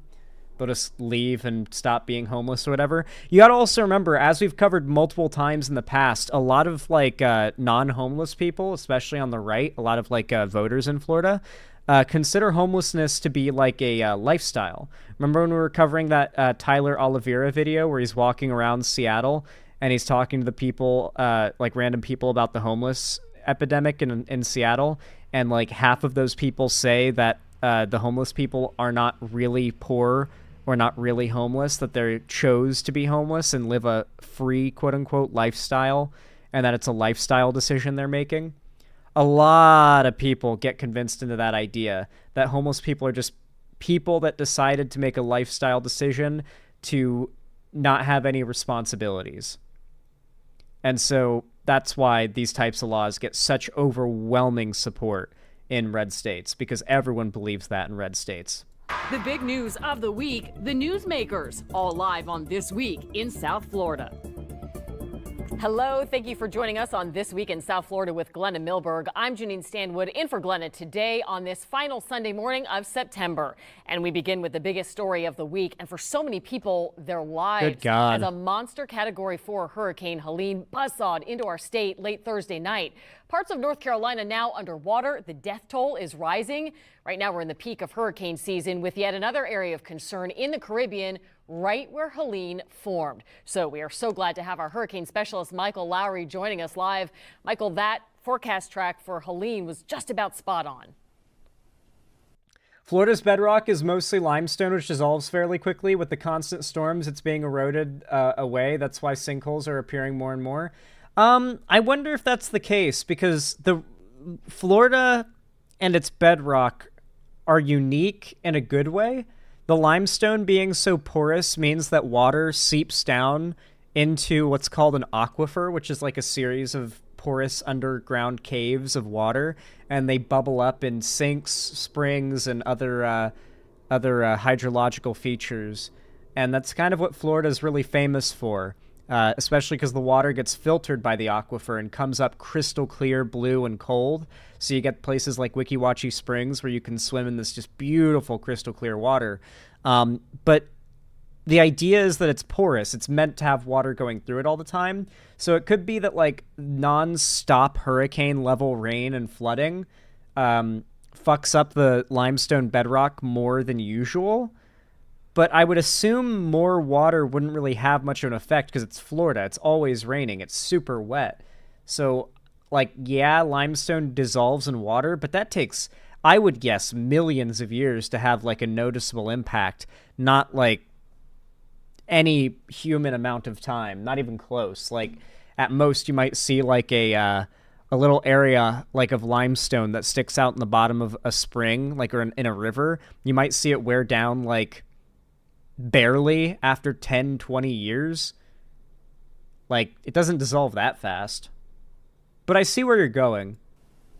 It really was, Janine, the forecast from the Hurricane Center about as good as you can get in terms of where this ended up going. But unfortunately, all of those forecasts materializing in this a very, very big, powerful hurricane, not just at the coast, but we're seeing those photos inland into parts of western North Carolina, places just devastated. And we haven't even gotten to some of the hardest hit areas. You know, a lot of people in the Big Bend and the Panhandle, they have been talking to our reporters who were up there. So from what I heard, I've not looked super deep into the hurricane's progress since my last segment on it, but I heard that Tallahassee and the Panhandle area, like Destin, Florida, all that area, got fucked up.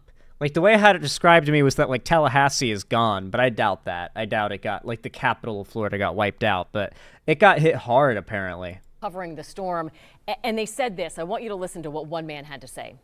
You know, this area hadn't been hit with anything like this for 100 years, they told me. And now there's 3 in 13 months.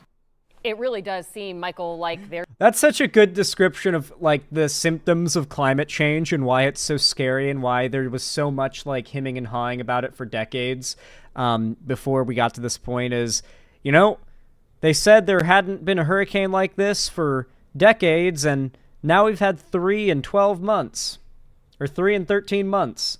That's not normal or coincidence. Not only is climate change real, but it's no longer just charts saying, look how bad the average temperature is getting. It's going to be real bad if we let this keep going up. The ice caps are melting. It's not about melting ice caps and sad photos of polar bears anymore. It's about the fact that now we're going to get like 6 months out of the year where half the country, like the coast of half the country, is getting demolished by massive storms. The other coast is going to get consumed in hellfire from these big forest fires and droughts. Like, it's happening, guys. This is it. And it's only getting worse. And it's going to get worse in magnitudes, by the way. Like, it's not going to be like a steady, barely noticeable increase in damage and severity. It's going to get worse in magnitudes, just like the hurricane situation. For a while, it's like, oh, yeah, you know, hurricanes are a problem, but we're Floridians. We ride these things out. To the last 2 years have been nonstop, like, catastrophic, insane damage hurricanes. Texas had those giant freezes and like yearly like deep freezes that their infrastructure is not made for, that like knocks out the power for 2 weeks and everyone has to burn their furniture and like cut it up and chop it up to use as firewood. That was what happened during the Texas freeze, by the way. I think it was Merrick was talking about having to like break furniture and use it for a fire. Like, dude, Texas was not ready for that climate shit, and it's going to keep happening. It's going to keep getting worse. Like, this shit is bad. There's this pattern. Is there a reason for that?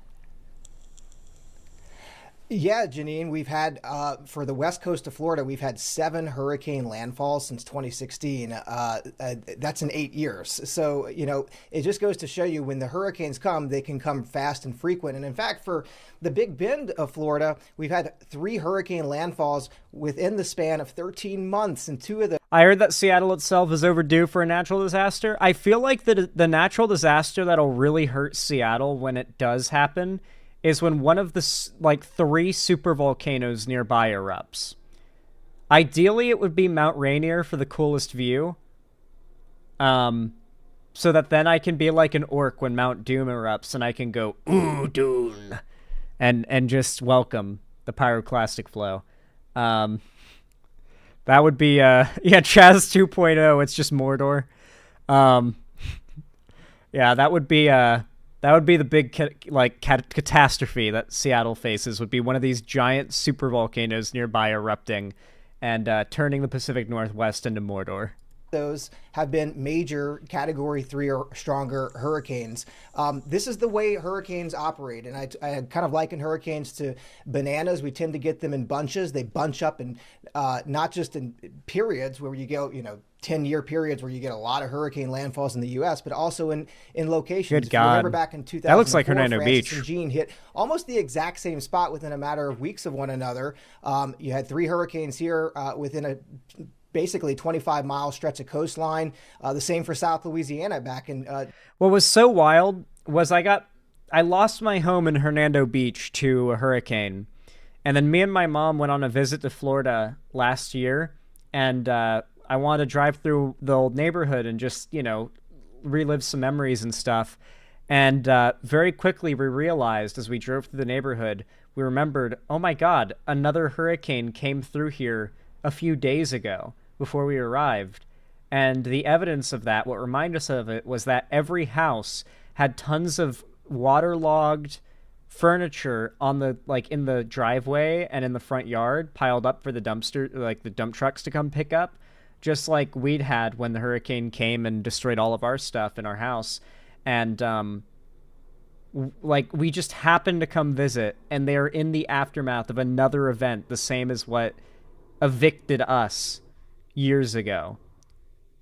We lived there for 6 years, no problems. 7 years almost, no problems until that one hurricane. And we return, and randomly they're in the recovery of another on-par hurricane. That was the moment that really solidified to me that climate change is having such a quick and exponential impact on the world that I am noticing the progress over a surprisingly short lifetime of, at the time, 24 years.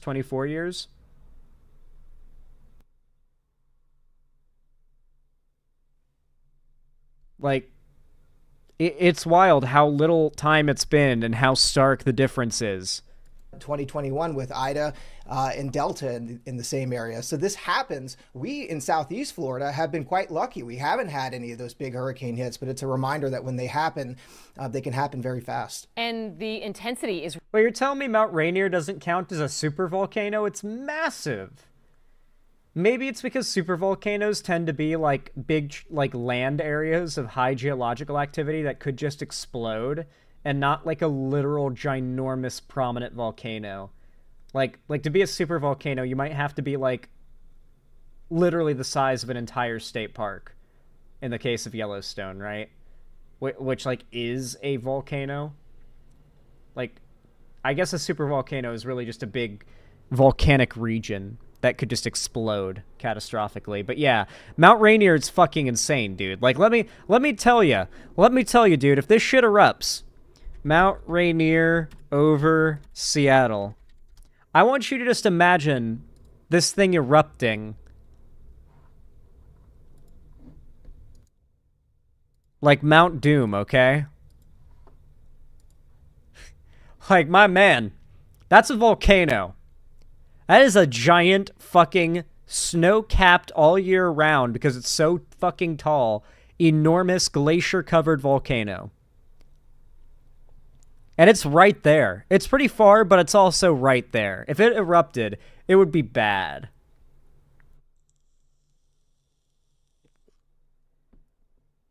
It would be a problem. And there's 2 more in the other 2 directions. If you look a little to the left, there's another one almost the same size and prominence. And if you turn 360 or 180 around, there's another one that way too. And that went from where the cameraman in that photo was. What's Mount Doom? It's from Lord of the Rings. If you've never seen Lord of the Rings before, then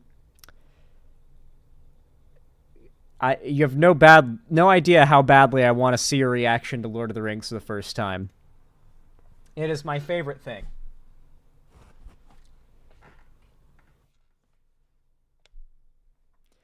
Zan, play the Rings of Power clip. I'll get so copyright striked. So badly copyright striked. But I want to play the clip of Mount Doom erupting. It goes so hard. When I saw the scene in Rings of Power where Mount Doom erupts, I thought, okay, is the internet done playing around? Can we talk about how fucking peak this show is now? Can we just enjoy this now? Can we talk about how good this is and just have fun? And I looked online and saw people complaining. And the comment that I saw, I like, this memory is burned in my mind. The comment that I saw was, so the sword was like a lever for some nobody villager to like switch on Mount Doom. I saw that and I was like, yeah, why did I have high expectations for the internet? Why did I think that people were done playing around? And then I checked in online to see where the discourse is now, and it's a lot more positive now because people, like, years later are a lot less like hyped on the hate train, and you know, they're done pretending to hate the show. Like, it was all, oh, we hate the show, but also we're watching every episode and doing breakdowns of every single frame.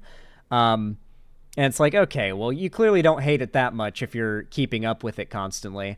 But I saw a comment when I checked on Twitter to see what like the discourse was about the show the other day, and the top comment, the top tweet, I should say, about the newest episode was the showrunners don't even care about keeping to the lore anymore because in the Battle of Eregion, the orcs don't care about sunlight. It's just like, you're allowed to have your own opinion about the show being bad, but if it's like, if you just can't pay attention to the show enough to not notice scenes like when the smoke from the siege city blocks out the sun, and deliberate shot decisions like when the orc army is like lined up along where the shadow of the smoke is, and you can see like they stop standing in the area where it starts being sunny again in every wide shot that we see. It's like, I get it if you think the show is bad for whatever subjective reasons you have, but if your reasons and your complaints are like objective falsehoods like that, it just makes me feel like you're pretending to hate it, especially when you find an excuse, in the case of, you know, all the haters online, to watch every new episode on release so that you know what to complain about. It's like, okay, who does this with something they don't like? I'm just excited for the copium to stop and for people to just, like, talk about it in a positive context, because no one can help talk about it. No one can help themselves from watch it, but I'm just ready for people to talk about it positively and to have fun with it, you know? Hold up, those chuds weren't even paying attention? Yeah. It's usually stuff like that. Those are just a couple of the examples that stuck out to me a lot.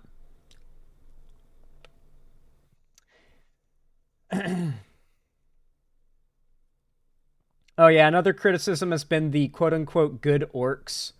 Like, a lot of people who claim to be, like, Lord of the Rings lore nerds claiming that, like, the way the orcs are presented in Rings of Power is bad or, like, in conflict with the lore, when the newest episode basically fully confirms that Adar and his orcs are still loyal to Morgoth. That's why they're the way they are and acting differently than the way we know them to a degree, is because they're not loyal to Sauron and his goals. They're still loyal to Morgoth and his goals. And that's a whole, that's completely, it's just like, how do you not pick up on that while also criticizing the show for supposedly not keeping to the lore, knowing the lore well enough? It's like, I could rant for hours. Oh my god, I got stun locked during the segment, too. Jesus. I'll have to have my editor cut out the massive Lord of the Rings stun lock. Anyway, with that said, back to the segment. This is apparently breaking down the next big storm that's supposed to be coming after Hurricane Helene. Because we're not done yet. Apparently another one is forming in the same spot and on its way. All right, good morning on this Saturday. WFA meteorologist Kyle Roberts here. Obviously, the story of note in the weather department's been Helene from the last several days. That storm continuing to spin, or at least what's left of it, continuing to spin kind of in the area there from Tennessee up to Kentucky to Indiana to Ohio. Good news is at least the areas that were hardest hit, Tennessee, the Carolinas, Georgia, and Florida, not really seeing much from that storm anymore. But the tropics have not calmed down. In fact, we have two named storms out there, Isaac and Joyce. Joyce, a tropical storm, Isaac, a Category 2 hurricane. Those will not threaten the U.S. We have another area, 60% chance developing into a system in the next 7 days. But here we go again. Look at down into the southern portion of the Caribbean, eventually up into the Gulf. Another 40% chance of development here in the next week or so. We keep our eyes on potentially another tropical system in the Gulf sometime. So I'm pretty sure the last few years have been particularly dry, if I'm not mistaken. Dry winters and dry summers, so less hurricanes during those last few years. But now we're in, like, the next few years are supposed to be wetter than usual. And so we're probably going to see not only worse hurricanes, but more of them being able to form for the next few years, like the next few hurricane seasons. This is an extreme El Nino that's ending. Yeah, we're in a dry spell, a multi-year dry spell, an extreme one that's ending. And so you got to consider, we have been in an extreme state of weather or of climate where hurricanes have been harder to form. And we're coming out of that and entering a state of climate for the next few years where hurricanes form way more often. And with each passing year, the hurricanes are just going to keep getting worse. The last few years have been a break in the grand scheme of things from like the really bad.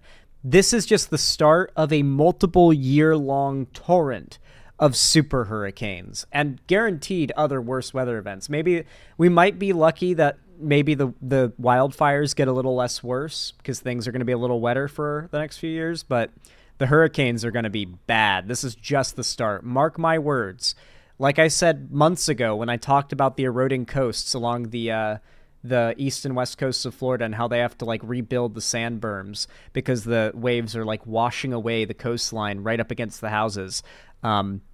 It's only going to keep getting worse, and like soon, like so soon that it might be a few weeks or months from now where I do my segment where I'm like, well, guys, turns out I was right. About 40% of Florida's population remains. Something like that. Maybe later on this next week and into next weekend as far as names on the list. If that one out in the Atlantic develops first, that would be named Kirk. And then the next one after that would be Leslie. So that takes us through L in the list. And obviously it's been a little busy. I do agree with that. I actually do agree that we should start naming these hurricanes more like they need more raw names, right? Like, maybe like imagine if they were like a normal name, but then they had a title, right? So like we would have like Hurricane Ernesto the Skullfucker, Hurricane Debbie the Demolisher, Hurricane Chris the Defiler, Hurricane Burl the Crusher, Hurricane Alberto the Shredder. You know what I mean? Like, dude, wouldn't that go hard? Hurricane Oscar the Night Stalker. Yeah, like a hurricane expected to hit the coast at night could be called Hurricane whatever the Night Stalker. Dude, imagine how fucking scared people would be. Lately, and we got more names to go here before hurricane season does end by the end of November. So we still have well over a month left of hurricane season, and October can be quite a bit active as well, so we'll keep an eye on that. But no. All right, good morning on this. We got our update. Dude. So you know how I mentioned multiple times for a reason, Hernando Beach, the little beach town that I grew up in from the time I was 10. You know, I consider it my childhood home. I've got the most, childhood memories that I consider big and formative in that, like, span of my life. For a while now, I've been planning with my friends in a couple years, we all want to get together and do a bros trip, as we call it, to Hernando Beach, get like a rental place, like an Airbnb, and just use my 21 years of knowledge growing up in Florida to show them all the cool stuff to do that you got to be a native of Florida to know about, right? Well, unfortunately, here is a photo of Hernando Beach after the storm, and this is after the water receded a fair amount.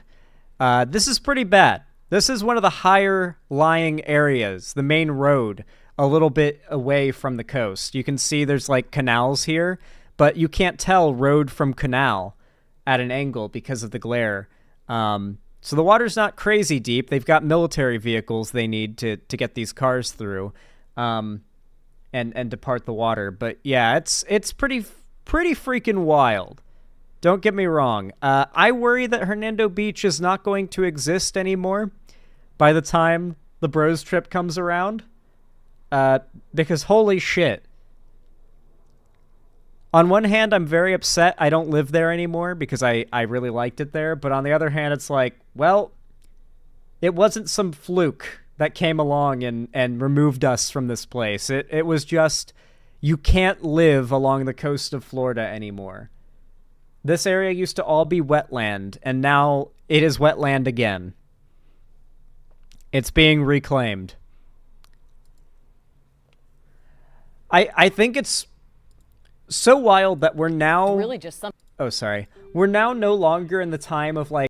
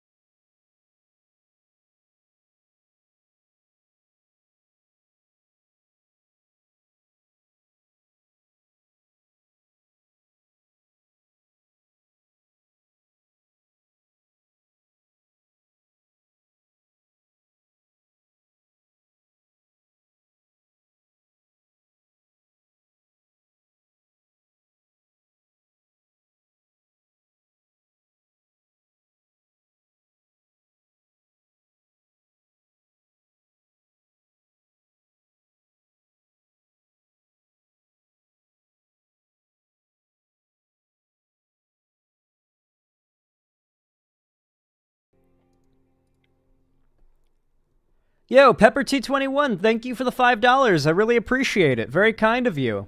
Thank you so much. It's very much appreciated. It says, also, finally got my shit together and I started streaming again. So I got a shill. I was a bit too quiet, though. Ethan will be editing, lol. And then a link. Yo, feel free to repost your link, Pepper221. Nice. Welcome back to the world of content creation. All right, let me update the dono goal really fast to reflect your generosity. And then I've got a final segment for you guys today, and it's a fan-recommended one, and it's pretty goofy, but I think it'll be fun. Alright, everyone. Y'all know what to do when I say action, right? 3, 2, 1, action.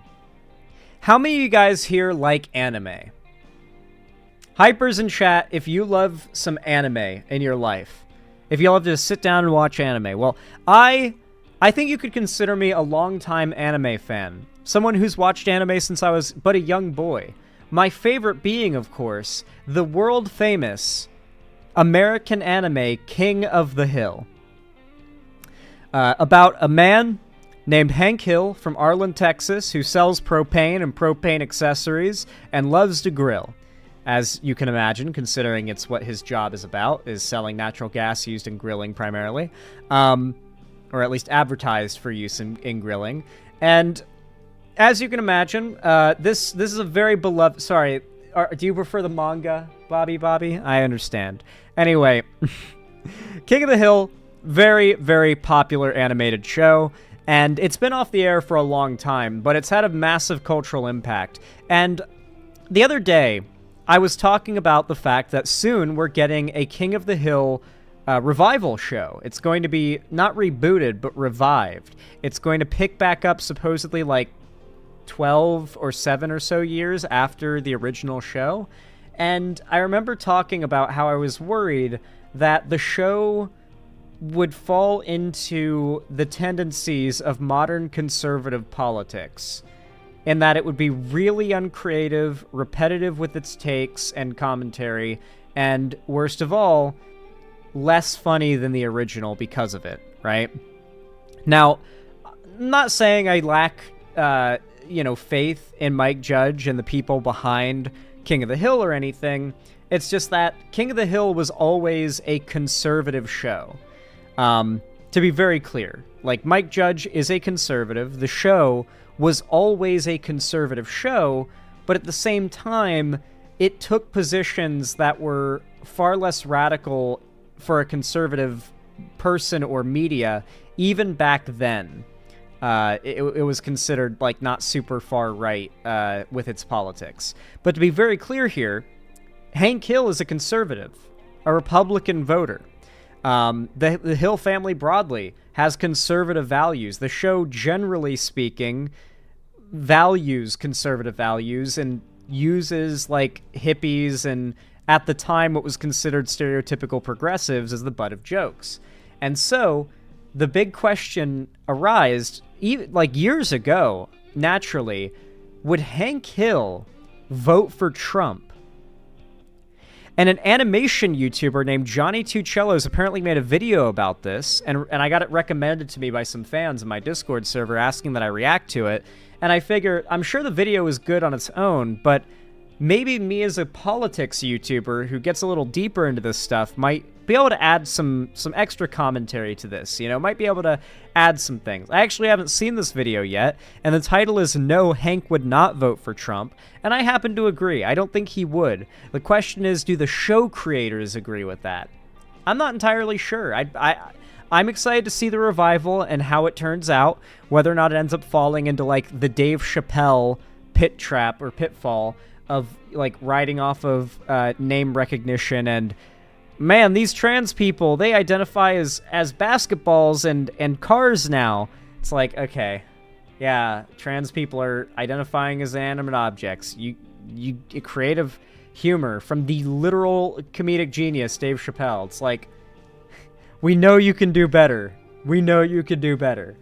So we worry that I worry that the revival will fall into that same problem. But Johnny Two Cellos seems confident that Hank Hill would not be the type of, like, modern conservative that we think of now. So let's watch this video and see if it holds up even after 4 years, because it is itself a little bit old at this point, this video. I think the video predates any news about an oncoming revival for the show too. So there's a lot even I can add to the situation, like, separate from politics too. So let's take a look at this video. Regardless, I'm excited to watch it because it should be pretty funny. but let's see. Yeah, Dale Gribble would have definitely voted for Trump. Yeah, 100% Dale would have voted for Trump, yeah. Previously on King of the All right, here we go. The system's broke, Hank. The election baby has peed in the bathwater. So you're voting for the other fella? I don't know. This discourse seems to have started with a tweet. There's been a bunch of discourse on Twitter about fictional characters that would vote for Trump. Huge shout out to this person who tweeted the same copy-pasted response on like a dozen tweets about it. This is super normal and very cool. So anyways, like 15,000 people liked the tweet. Yeah, the concern about whether or not a fictional character would vote for Trump on the surface does seem really dumb, but on the other hand, it's like, well, no, Hank Hill is the main character of an extremely popular American TV show, and American politics are really important, and so the idea that an influential fictional character would hold a set of beliefs is actually kind of important if you're someone who cares about politics. Like, it is kind of important, yeah, to a degree. Obviously, it's a little silly on its face, but when you think about it for a second, it's like, okay, I can see how someone who's, like, politically engaged would be, like, concerned about the possibility of, like, say, a revival coming out where Hank Hill is, like, openly a Trump supporter, right? And it's presented in a good way, not a negative way. That would be concerning for someone involved in politics from a left-wing perspective, for sure. Tweet suggesting Hank Hill would be a Trumper. That makes a lot of sense. A lot of nonsense. I think the idea that Hank would support someone like Donald Trump completely misses the nuances of the character. But let's really dive into it. I feel like Hank would have bought at the news of either...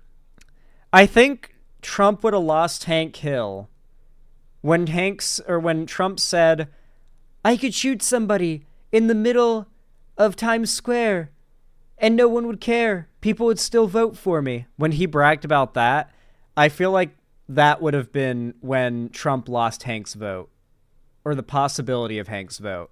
J6 would have been like a long since final straw, in my opinion. But like, Hank's a very prude guy, you know? Like, Hank is that sort of classic, like, Romney-style conservative, I want to say. I almost want to say, like, Hank, if the creators of the show haven't fallen into the anti-woke, like, populist pro-Trump hole, and they write the character consistently, modern Hank Hill in this reboot would not support Trump. He would be disgusted by him. He would be like a never-Trumper Republican, like in line with Romney. You know what I mean? Yeah, Dale Gribble would be a full-on Trump-supporting QAnoner, which they should do, because that would be fully in character for him. But it would be a massive departure from Hank's character to support Trump. Like, the creators would have to give up on the integrity of their character writing to signal support for Trump that they personally have for the show to go that way, I feel. Because Hank hates the crudeness and the open, proud immorality that Trump represents. You know, I think Hank would be distressed at the current state of the Republican Party as a whole. Because I actually think this is kind of a pretty great jumping off point for a little character study on Hank Hill. And I've been looking for an excuse to talk about King of the Hills for years. King of the Hills? King of the Hills. King of the Hill for years. So let's jump into it. Yes, Hank, definitely a conservative. But the show has also gone out of its way to show that Hank has great respect for many Democrats as well. His dog is named Ladybird after President Lyndon B. Johnson's wife. He expressed great admiration for former Governor Ann Richards, who guest starred in an episode. Hank also, to a degree, comes off as a somewhat politically disconnected patriot. Like, Hank's the kind of guy who would, like, piss his pants with excitement to meet a Republican or Democrat president. He would just be excited about the premise of meeting the president and getting to shake their hand. Like, he's that kind of guy. He is the median voter. Yeah. He's actually a really good representation of the median voter in that way. This was Hank's reaction to meeting President Jimmy Carter. You must be Hank. Well, there you go. You ran our country. Well, there you go. I was literally thinking of this example, and he plays the clip. I haven't seen this video for, like, a small reminder, so my King of the Hill knowledge is brushed up clearly, because I remember the bit where he met Jimmy Carter. America. Hank America. does reminisce fondly about voting for Reagan. I miss voting for that man. And he does have a clear distaste for people like Bill Clinton.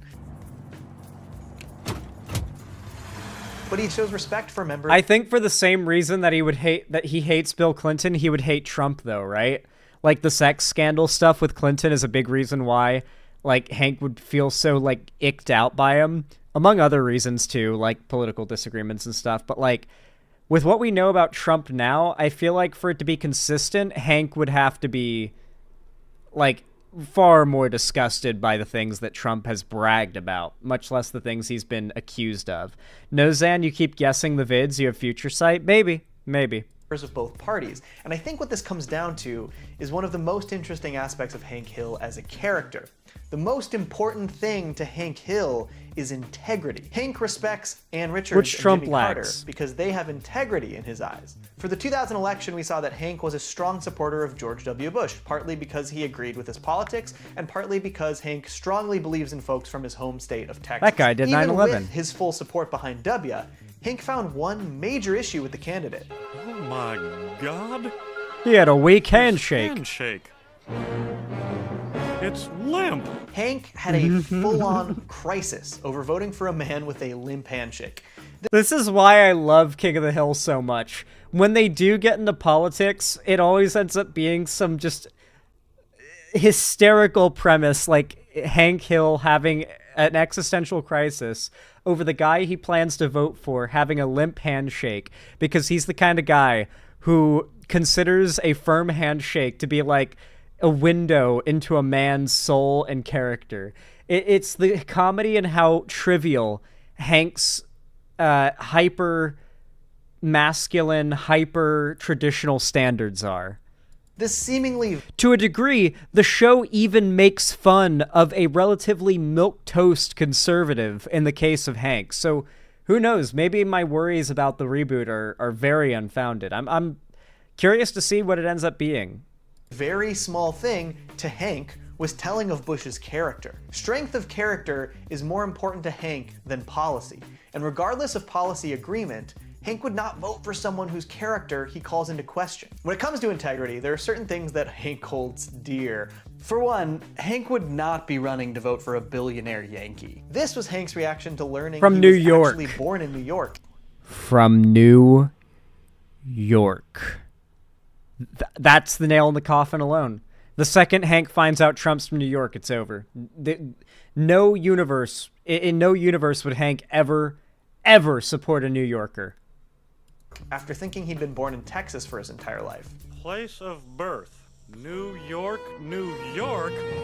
Whoa! Hank is not fond of these types of city folk, and ultimately it comes down to such his a good own episode. assumptions about their integrity. Now, I could talk for days about the president's lack of integrity, but I think there's only a couple things we need to talk about in relation to Hank Hill. Trump steaks are the best you can give.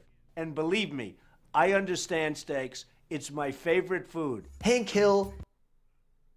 You know, to be fair, steak is my favorite food too. ...is serious about grilling meat. Steaks are important to Hank, and there's one major steak-related red flag that sets off Hank's lack of integrity meter. What if somebody wants theirs well done? We ask them politely yet but firmly to It leave. is well documented that Trump likes his steaks well done. It's my favorite food. I'm tempted to say that this alone would be a deal breaker for Hank Hill, but the other details in Trump's failed steak business venture would easily trigger Hank also. With great meat, son, comes great responsibility. In one episode, Hank stopped supporting the Megalomart because their meat selection is, well, not very good. He ultimately... Dude, there's so many, like, non-political reasons why Hank would absolutely despise Trump, dude. Holy shit. Do you see the King of the Hill video that Dubas Goobus made? No, I haven't. Maybe I have, but I'm not, remembering it right now. He ends up shopping at and even helping run a co-op, a place filled with people that he has very little in common with. People that live away... The show also has, like, bizarrely progressive episodes, too, like where Hank accidentally realizes co-ops are based. And he doesn't find out it's like lefty hippie shit until like later, and he's like, whoa, how do I get the best steak I've ever had here for the cheapest price I've ever paid for a cut of meat? He just can't understand. He doesn't get it. of life that he doesn't really understand. But they got their meat from a small farm that treats their animals well. They farm with integrity. Integrity Farms. This entire episode revolves around not letting big corporations ruin the integrity of the meat. And then there's the whole issue of where Trump steaks were sold. And the Sharper Image is the only store where you can buy them. What? Oh yeah, Hank Hill would definitely support the guy who sold overpriced shoebox What is the steaks Sharper at a gimmicky Image? electronics store. Very Hank Hill. But there's What? Trump steaks were sold at electronics stores? What? You're telling me there was like a fridge or a freezer where you could buy Trump steaks at some obscure line of electronics stores I've never heard of before? That must have been part of some like brand deal he did or something. Some exclusive brand deal for an easy buck. There's no way. What? that Hank believes in above all else. I sell propane. That's right.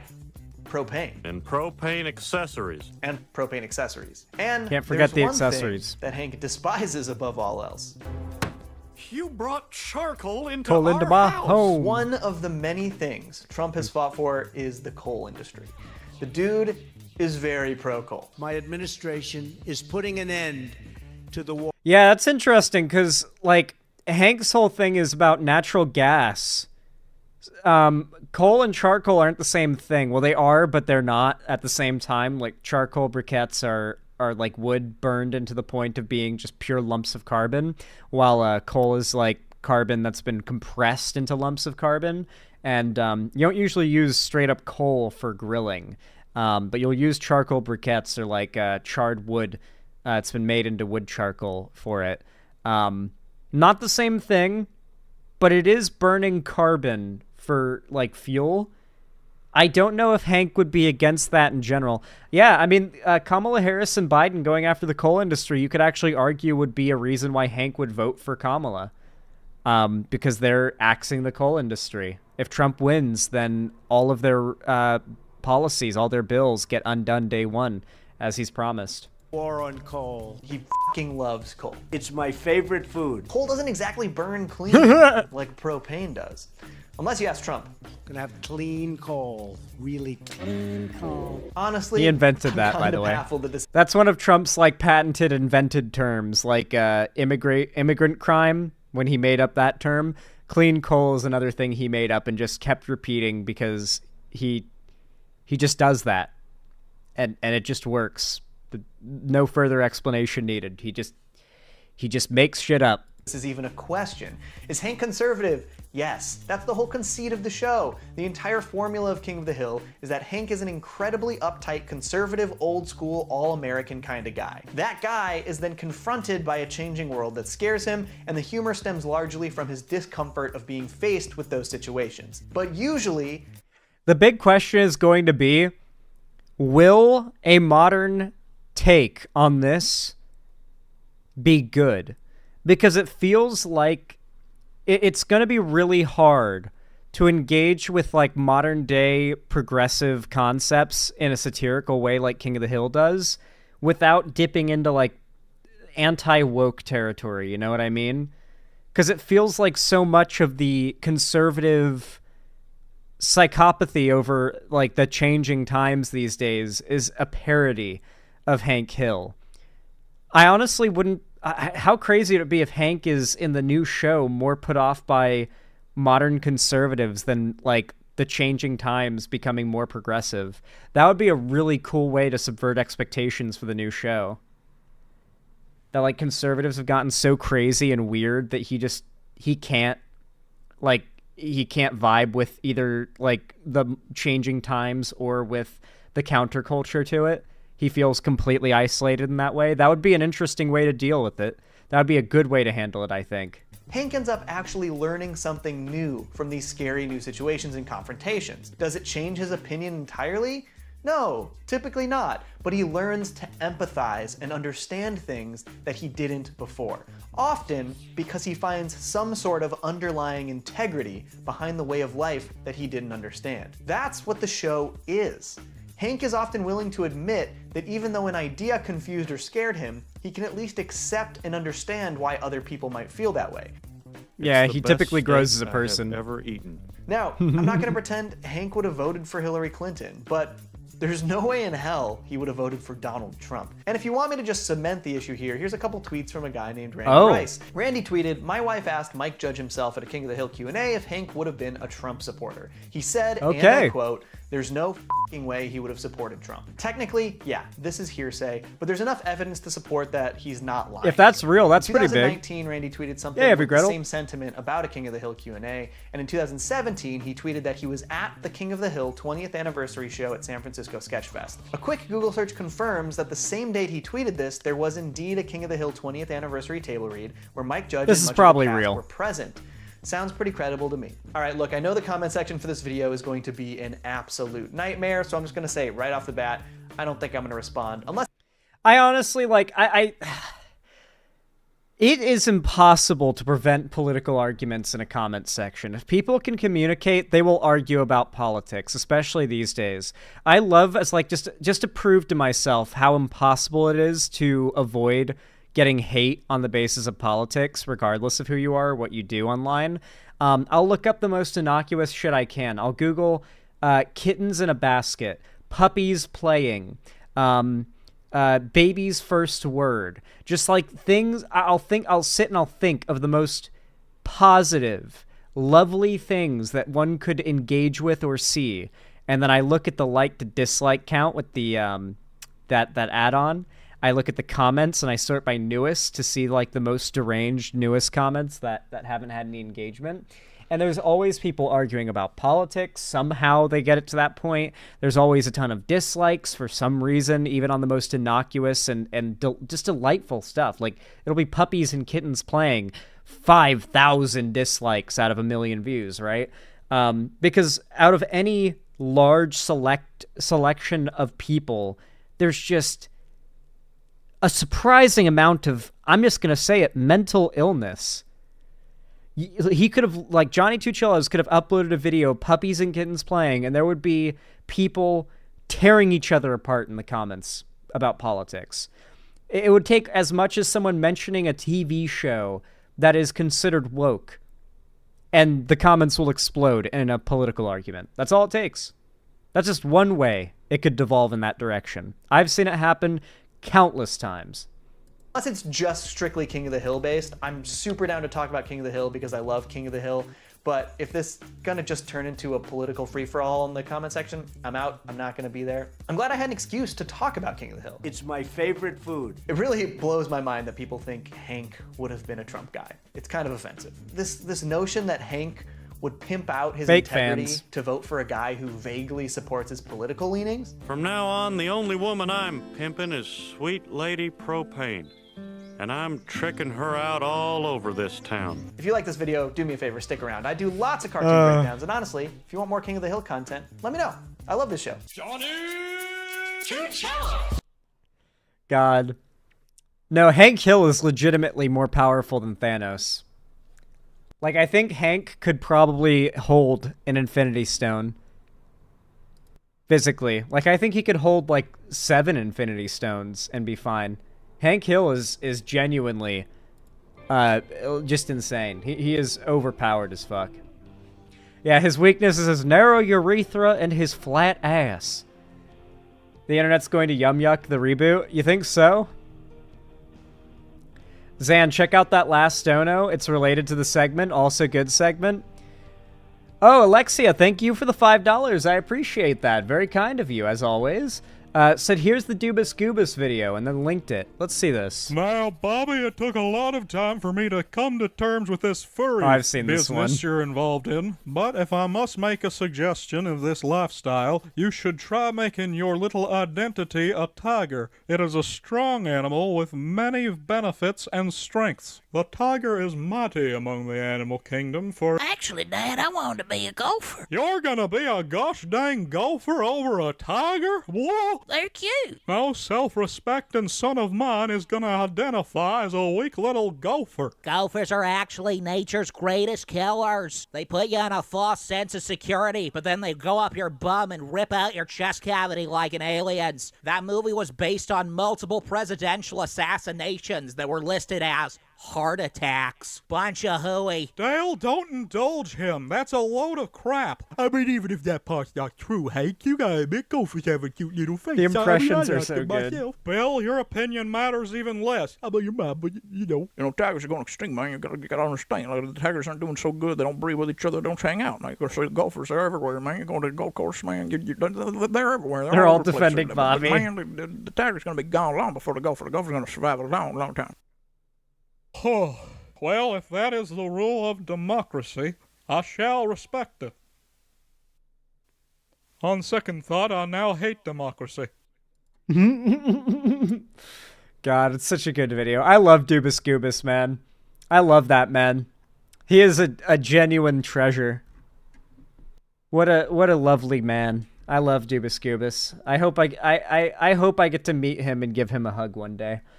Anyway, if you enjoyed this segment, please consider leaving a like. It really does help a lot. If you don't know, someone actually brought up an example in chat earlier I really liked, where they said they went to one of my old videos, like an old video that doesn't really get a lot of traffic anymore, and they watched it and left a like. And they came back to it like later that day and saw that it had multiple new comments for the first time in like months and months. Just because they were the first person to engage with that old video in a long time, their single like resulted in enough new people watching that video that it got several new comments. So keep that in mind. It really does mean a lot, and it's totally free. No matter when, where, or what you're watching, I really appreciate the likes. Seriously, guys, thank you. Means a ton. And of course, if you want to see more from me and support the channel, make sure to subscribe and ring the bell icon to turn on all notifications so YouTube actually tells you when I go live or upload a new video. And of course, follow my social medias, linked down below in the description if you want to see more from me on other platforms too. And join my fan Discord if you want to be notified when I go live or upload new videos and be a part of the main hub of my community. There's a link down below in the description to join. And finally, if you want to support me directly, financially, help me keep a roof above my head and the lights on, consider donating, subscribing, or gifting a sub on my website, xanderhall.com/live, or supporting me financially through YouTube, Twitch, Streamlabs, Stream Elements, or Patreon, or buying merch to the Streamlabs link down below. But regardless of how you support the channel, thank you so much. It really means a lot. Thank you, and have a good one. Alrighty. What do you guys think of that segment?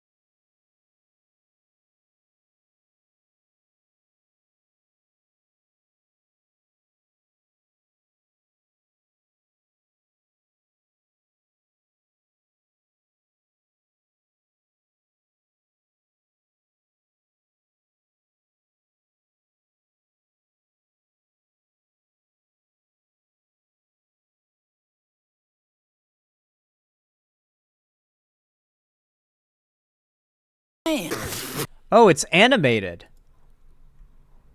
What? It's animated. I guess that makes sense, because how else can you get the cast back and have them do their roles? I don't know how I feel about the animation. It looks like Mr. Bertram, I'm not gonna lie. I didn't get another laugh that big till I did Def Comedy Jam. Chris Rock here with a brand new animated series on Comedy Central called Everybody Still Hates Chris.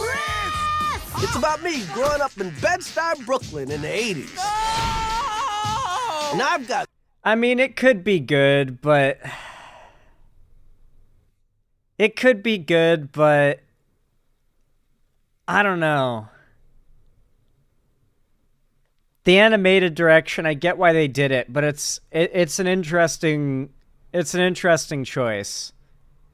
It's the original cast, which is why they had to make it animated, right? But like, I don't know, it just seems so weird when you consider how grounded the original live action show was.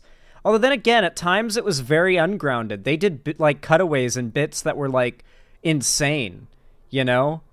Like, one of the most iconic is the bit where Chris is, like, talking to his dad, and he keeps, like, imagining himself getting picked up and thrown out of the window and falling to the street below. So, like, there is a level of, like, fantastical elements to the main show. So I guess maybe the animation part of this reboot could work there, but I don't know, man. It's pretty different from the original in like, a way that's going to take some getting used to. More stories to tell about my family. What is that? $13.63 worth of soup? Don't you want to do some trust falls? Y'all had 400 years to gain my trust already, Maureen. It is the same cast. Neighborhood. Girl, I'm still on the island time. I thought you were in jail. Uh-huh. Right, Cause Island? So check out my... I like the jokes aren't bad or anything. It's just having, like, the visual humor... Unless they're for the same kind of, like, breaking reality cutaway bits that are in the original show, it's like In the whole damn neighborhood. Girl, Here. I'm still on the island time. I thought you were in jail. Uh-huh. Like, she's eating a cracker brand called Cracker Ass Crackers. The joke is fine. What I'm, like, I just don't know if it's, like... Is that just how the show is? Like, they live in a world now with, like, constant visual gags everywhere, because it's like the original show wasn't that ungrounded, you know? I don't know, man. I gotta read the comments. To everybody asking why they are still in the 80s, the last episode of the show was taking place in 1987. I'm conflicted. The original ended on a cliffhanger, and I loved the comedy, but I feel like the moment has passed, and the animation gives me bad Netflix original vibes. Skeptical but optimistic. Glad the original cast is still voicing. Can't wait for this to last 2 seasons. Brazilians going to freak out about this, I guess, is a comment. Brazil. Okay, there's a lot of comments from Brazilians. That's why people are saying Brazilians are going to freak out about this. Well, a lot of these comments are from Brazilians. I'm not as anti-reboot as other people I know, but most sitcoms should stay dead and buried. The live-action show ended on a cliffhanger, and I, for one, am still upset about that. So me personally, I am hyped for this. I wonder if they'll follow up on the cliffhanger. They probably won't. As a huge fan of the original series, I can't wait for this. Since Chris Rock is a part of it, I'll watch. I still watch reruns of Everybody Hates Chris. Well, we'll see if it ends up being good, man. I can tell by the animation how this is going to be. Yeah, that comment kind of sums it up. The animation is not great. The art style is very unappealing in that, like, Family Guy kind of adjacent aesthetic. You know what I mean? It sets itself apart pretty well, but it's also too close. It's too, yeah, it's got that, like, Brickleberry vibe, you know, you know what I'm, like, talking about? It's looking like Brickleberry. If it turns out it's, like, the same animation studio or something, I guess that would be a lot less of a less of an issue. It reminds me of Velma's art. Yeah. Dude, how much of a monkey's paw curl would it be if, like, the animation industry sees a resurgence, but it's only adult animated sitcom revivals? And, like, shit like that. Like, it's just Velma and animated sitcom revivals, and that's the only, like, animation resurgence we see. The monkey's paw has curled. All right, everyone. I feel like that's it for me today, because I am so sleepy. I started today's stream with, like, just absolutely burning eyes, and my eyes still burn quite a lot, I'm not gonna lie. I don't know if I got too much or too little sleep. I think it might have been too little. Man, I need to start sleeping for, like, 12 hours a day or something, because I clearly do not get enough sleep. And I get enough sleep. Like, I get eight or so hours of sleep every night. My body apparently needs more. Like, I wake up at the right time and I sleep at the right times. Like, I have no problem getting to sleep, staying asleep, and waking up, which used to be my big issue. Like, the big problem is that when I'm awake, I still feel tired, right? Like, that shouldn't be a thing. That's not normal. That isn't usual. 2 of the episodes are out, by the way. Oh, it's already released. I didn't know that, Summer Star. I'll have to check it out in my free time. Anyway, let me read up on these last few donos before I wrap things up. Slashy, thank you for the $7 donation. Extremely kind of you. It really means a lot. Thank you, thank you. Didn't say anything, but just simply dropped a YouTube link. Let's see what this is. It's a Sonic meme. Oh, boy. We're back on the Sonic. You get away with this! I have mental illness. What? Like ADHD, depression. I know what mental illness is. Why are you telling me this? It would be problematic for you to criticize me. You killed a bunch of people. I am literally neurodivergent and a minor. Okay, me too. I didn't kill a bunch of people, though. I have trauma, Sonic. Ooh, you're opening up. Let me hear the traumatic backstory that justifies all your actions. Shadow bullied me. Shadow bully you, and that's your trauma. Oh, you think people Shadow bullied can't Sonic be too. traumatized by bullying? Not what I said. Are you dismissing my feelings? Most people who get bullied don't end up killing people. Some of them do. Shadow bullies me every day, and I'm fine. You are? Okay, maybe I'm not fine, but I don't kill people for fun. Everyone deals with these things differently. You can't just use trauma and mental illness to shield yourself from criticism. Yes, I can. Look, I get you're still a kid, but... He's 23. You're 23? Didn't you say you were a minor? I'm a 23-year-old minor. Okay, no, we're not doing this. I'm ending this here. You would attack a neurodivergent minor. I attack murderers. Very well then, ableist. Whoa, what's going on? His Adderall gives him superpowers. Adderall only does that if you don't have ADHD, which means you were lying about having it. What makes you think you can get away? Okay, that ending was really fucking good. That ending was really fucking good.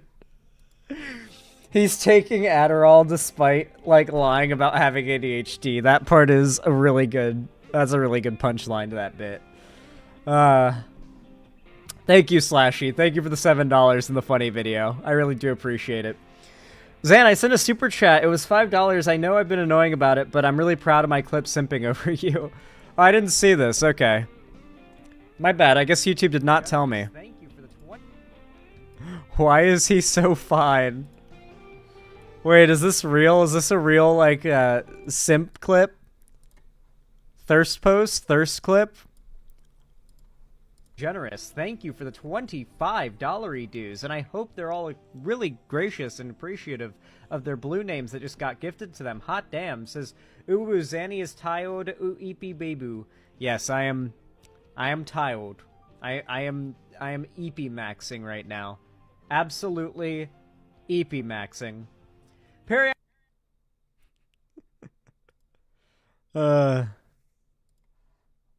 You guys want to see fine? I'll show you fine. Hold on.